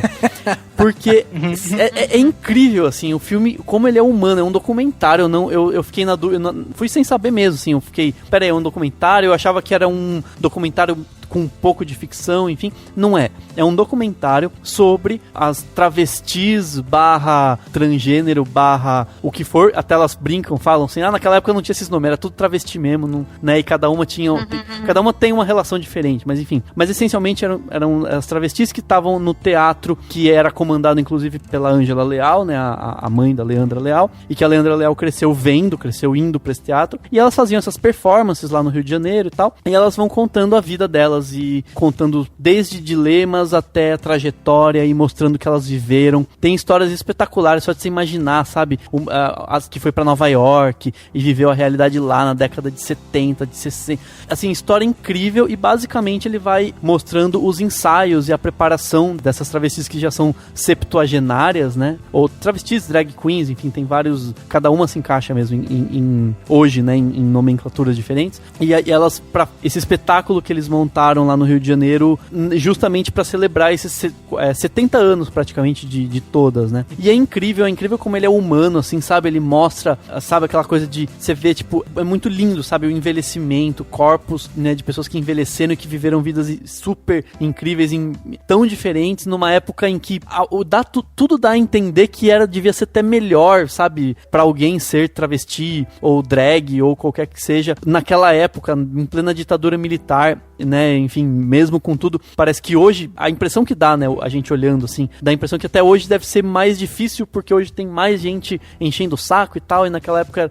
era um pouco mais livre, enfim. Você entende como era a realidade delas, do tempo que elas viveram nesse teatro, você entende cada ser humano que tá lá, por trás de toda aquela maquiagem, por trás de toda aquela história e tal, e assim, é espetacular, assim, eu vou tentar escrever sobre o filme, mas fica aqui a dica. Eu sei que ele talvez não seja fácil de encontrar por enquanto, porque ele ainda deve estar pipocando pelas salas de cinema, ou uma mostra ou outra talvez, mas em breve deve sair aí, como é um documentário, acho que em breve ele deve estar por aí em Canal Brasil da Vida, alguma coisa assim. Então fiquem de olho, porque vale muito a pena, é muito, muito legal. Pô, sensacional, cara. Inclusive tem crítica no Cinemação já do Lucas, né? Nossa máquina de... Sim, eu imaginei que tivesse, só não tive tempo de voltar pra olhar, mas deve ter já mesmo. Tem, o link vai estar aqui no post, mas é sensacional. A gente vê como, de repente, tem aí, né, uma grande diretora a caminho, né, de grandes filmes também, porque é uma coisa que a gente ainda sente muita falta aqui no nosso mercado nacional. Então, muito bacana ver esse depoimento do Dani. Ale, temos plano detalhe para essa semana? Temos, cara, e eu vou, diferente da última vez, eu vou indicar só um filme. Legal. E não vou fugir do tema. Vou fugir do tema. Vou indicar um filme também do Frank Capra, e é O Galante Mr. Deeds, de 36. Não é a versão nova com o Adam Sandler. Joguem aquela versão no lixo. Queimem aquilo. Esqueçam que aquela coisa existe. Nossa senhora, então... Mas vamos lá. É O Galante Mr. Deeds, do Frank Capra, com o Gary Cooper, fantástico, com a Jean Arthur, que é também fantástica, que ela participou da A Mulher Faz o Homem e da Vida Nada Se Leva, do Mundo Nada Se Leva, sei lá, e conta a história de um rapaz de uma cidade simples, de uma cidade pequena, sem muitas ambições. Ele toca na banda da cidade e de repente ele fica rico. Ele herda uma fortuna porque algum parente distante morre e deixa para ele, o único herdeiro vivo, essa fortuna. E daí ele vai pra cidade grande e aquelas coisas de comédia que só acontecem em comédia, que todo mundo de repente quer ele pra alguma coisa, um monte de bizarrices acontecem. É um filme muito gostoso de assistir, como praticamente todos os filmes do Capra. Tem um tom de comédia muito gostoso, não foge do que a gente falou aqui da Felicidade Não Se Compra. Também é um filme que mostra como um indivíduo pode fazer uma diferença e como o positivismo pode... Enfim, fala de um monte de coisas bonitas, fala de um monte de coisas legais. É um filme bastante gostoso de assistir, eu gosto pra caramba desse filme. É um dos que tá lá na prateleira de repetidos, de filmes que assistimos frequentemente aqui em casa. É um favorito do meu pai, fui apresentado a esse filme pelo meu pai, e é um filme que eu gosto muito, e é isso. Muito bem, olha aí, mais uma vez... Um plano de detalhe sensacional. A gente vai deixar também link aqui no post para você que quer ver esse filme, né? Sempre procure os links que vão estar aqui no post para você ver a capa do filme e tal. Vai estar tudo aqui para você acompanhar. Stefânia, vamos lá pro seu plano de detalhe dessa semana. O que você trouxe pra gente anotar no nosso caderninho? Bom, tô falando mais filmes que estão na Netflix, mas vou falar de um que infelizmente saiu da Netflix, que eu acho um absurdo isso, né? Claro que os filmes têm que ser renovados, mas mas tem muita merda lá que tá, tipo, pra sempre. E aí os filmes bons eles tiram. Então, tipo, muita raiva do Netflix. Que é um filme dirigido por uma mulher, é lógico, né? Que eu só falo nisso ultimamente. E vocês conhecem ela, é a Melanie Laurent. É quem fez Xoxana em Bastardos Inglórios. E ela, além de linda atriz, ela é uma diretora maravilhosa também, que eu tô conhecendo recentemente pro Feito por Elas, vai ter programa. Ó, legal, hein? Vai sair. Ela é cantora também, tem um disco ótimo, que vocês podem ver lá no meu Discos da ST. E a gente assistiu, tem um documentário dela que tá na Netflix, que chama Amanhã, ou The Man. Esse é legal também, mas a minha indicação de verdade, que é o melhor longa dela. Ele saiu da Netflix. É o Respire, que é de 2014. Então, assim, até agora eu tô passada com esse filme. Um filme excelente pra assistir, assim, com as amigas. Porque é um filme das amigas. É uma relação entre duas meninas e tudo, né? Ali na adolescência, até onde isso vai levar. Então é sensacional esse filme, maravilhoso. Quem conseguir encontrar, Respire, de 2014. E vou indicar mais um, nessa vibe aí de diretoras. Esse tá na Netflix ainda, que é o Laertes. Ele nem é tão novo, ele estreou, sensacional. Que tem Laerte Coutinho, né? Tem a Rita Lee também, ela faz umas pontinhas, e também é de duas diretoras, a Lígia Barbosa e Eliane Brum. E é um documentário sensacional, que a gente conhece a rotina da Laerte na casa dela, assim, muitas questões que ela tenta pensando em colocar silicone, a Rita Lee fala, não coloca não. Então assim, é sensacional esse filme. Ele estreou tem mais tempo, mas vale a pena quem não conferiu correr atrás. Eu lembrei por causa do Divinas Divas, que também super recomendo e maravilhoso. E do Capra, eu até quero conhecer mais o cinema dele. É uma vergonha, um deslize que eu tenho nas minhas filmografias de diretores, mas sou apaixonada com o que aconteceu naquela noite de 34. Já vi 200 vezes, assim. Aconteceu naquela noite, realmente muito bom. Nossa, que filme maravilhoso. Assistam. Sensacional essas dicas. Eu fico maravilhado, porque toda vez que a gente traz convidado aqui, a gente grava um podcast, a pessoa dá 2, 3 dicas e daí vem com filme, documentário, série, não sei o quê. A minha lista só aumenta, né? Eu só queria que o dia tivesse umas 48 horas pra eu poder... 24, continuar do jeito que tá, mas 24 só pra eu assistir. Eu tenho uma sugestão aqui. Antes eu tinha vontade de tirar um ano sabático pra fazer uma viagem, sabe? Viajar ao mundo. Sim. Eu tô pensando hoje eu sinto que eu preciso de 2 anos sabáticos. Um pra viajar ao mundo e outro pra ver todos os filmes e séries que eu preciso ver. Sabe o que eu tenho saudade hoje em dia? De quando eu tava na faculdade, porque eu tava naquele pique de estudar, fazia estágio, acordava às 7 horas da manhã, estudava até meio-dia, ia pro laboratório, fazia um monte de coisa, chegava em casa 10 horas da noite, estudava até 1 hora da manhã, pegava o computador, colocava uma série pra assistir, 2 filmes, já era 6 horas da manhã, eu dormia 15 minutos e, nossa, eu tô com tanta saudade que eu tinha tempo pra fazer tudo isso. Hoje em dia eu não consigo. Não, hoje em dia não tem nem tempo mais pra fazer isso. Diminuiu de uns anos pra cá, as 24 horas agora são menores. Sim, mas são mesmo, isso é fato. Pois é. Einstein explica, não é Freud, é Einstein. Einstein, exatamente. Bom, então eu vou trazer aqui, né, mais coisa pra você ficar frustrado e não conseguir assistir. E é basicamente o seguinte, a primeira delas é uma série que eu acho que vale a pena ser assistida, está sendo produzida pelo Canal Brasil, então uma série nacional, e é uma série que se chama Inventores do Brasil. É uma série que está vindo agora pelas mãos do diretor Bruno Barreto, que para quem não sabe é o cara que fez Dona Flor e Seus Dois Maridos, também fez O Que é Isso, Companheiro, né? Já foi indicado a Oscar e tal. É um diretor bastante consagrado, e ele está encabeçando esse projeto do Canal Brasil, que visa basicamente contar a história política do nosso país até onde estamos hoje. Então ele vai desconstruir a nossa história política para explicar como é que nós chegamos nesse fundo do poço que nós estamos agora, entendeu? E aí o filme conta, obviamente, com a declaração de vários políticos, inclusive do Fernando Henrique Cardoso, que é um dos locutores da série, né? E está sendo transmitidas e tal. E a gente vai deixar o link aqui no post para quem quiser assistir alguns episódios que já estão disponíveis na Globosat Play e tal. Então você pode assistir alguns. Se você não conseguir assistir, tem que procurar jeito diferente pra ver. Mas é uma série muito interessante justamente por conta desse fator histórico, né? Eles falam justamente da história brasileira dentro da política e como que ela foi acontecendo, quais foram os percalços que levaram a essa visão política que nós temos hoje. Acho que é válido principalmente para quem quer entender um pouco mais da nossa situação e entender também essa situação que a gente está vivendo e como a gente pode, através da noção política, a gente ganhar consciência para evitar erros que foram cometidos no passado. Então, que fica aí uma boa dica.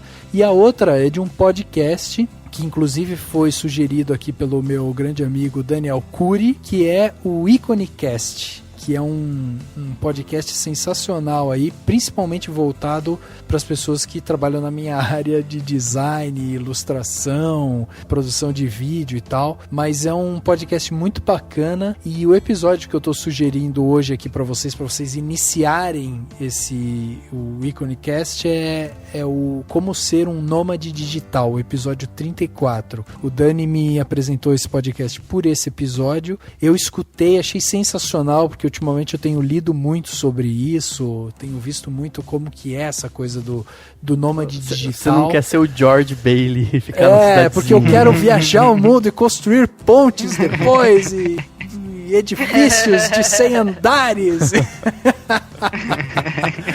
Então eu achei muito bacana e eles são muito práticos, são muito racionais, eles falam assim do lado prático mesmo, você vai embora, o que você tem que pensar, como é que funciona o plano de saúde, é legal ficar quanto tempo em cada país para você ser um nômade. Então eles discutem isso, eu achei que é muito, muito bacana de escutar. Então fica aqui o meu outro plano de detalhe, que é para um podcast.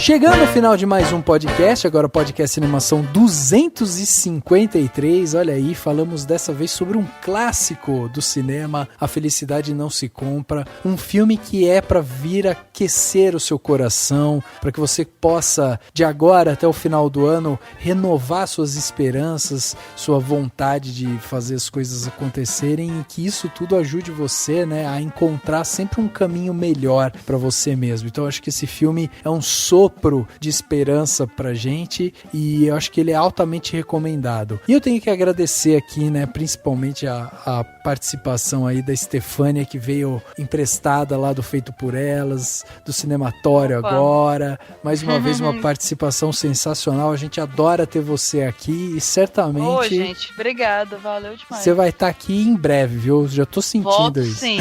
Volto sim, pode deixar. Estefânia, fala do seu site, né, pra quem quiser também ler mais sobre as coisas que você tem visto e tal. Eu tenho um blog, mas ele assim não é muito atualizado não, sabe? Sendo sincera, mas se vocês quiserem, eu vou ficar mais feliz se vocês me seguirem no Instagram do Discos da Estê. Legal. Porque, eu me divirto de qualquer forma, eu coloco uma capa de disco por dia e tudo, meus amigos curtem, mas assim, seria legal, ter muitos seguidores. Então segue lá. Está ganhando um agora. Discos da Estê. É isso aí. Aí você vai ver umas capas de disco. Discos da Estê, achei. Você vai ver de Maiara e Maraísa a Sopora Eternos, assim, da banda mais conhecida que ninguém conhece. Esse é meu gosto musical.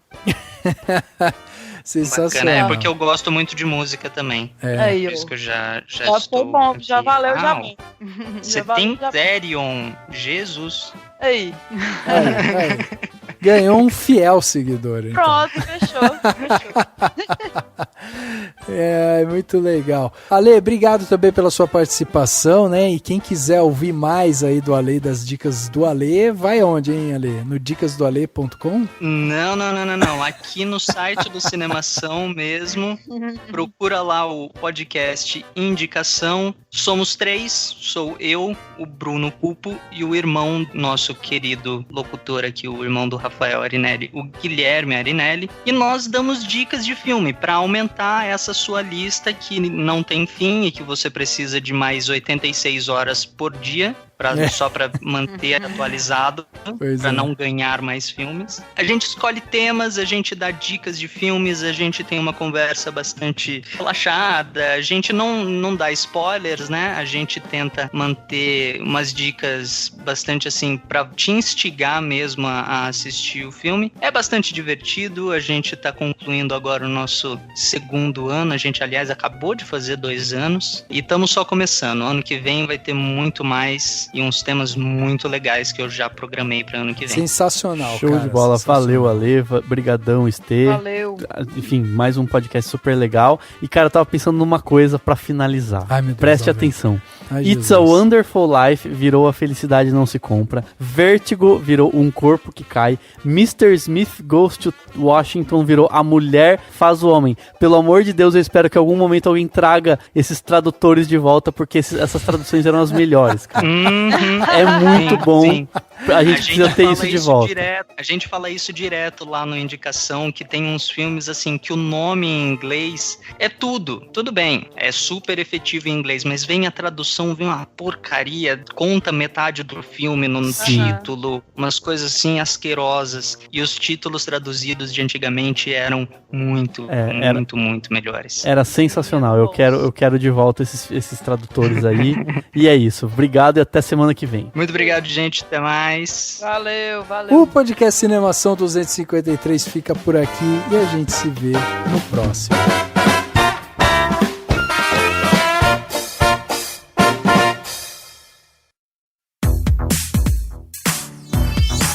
Esse podcast foi editado pela Isso Aí Design.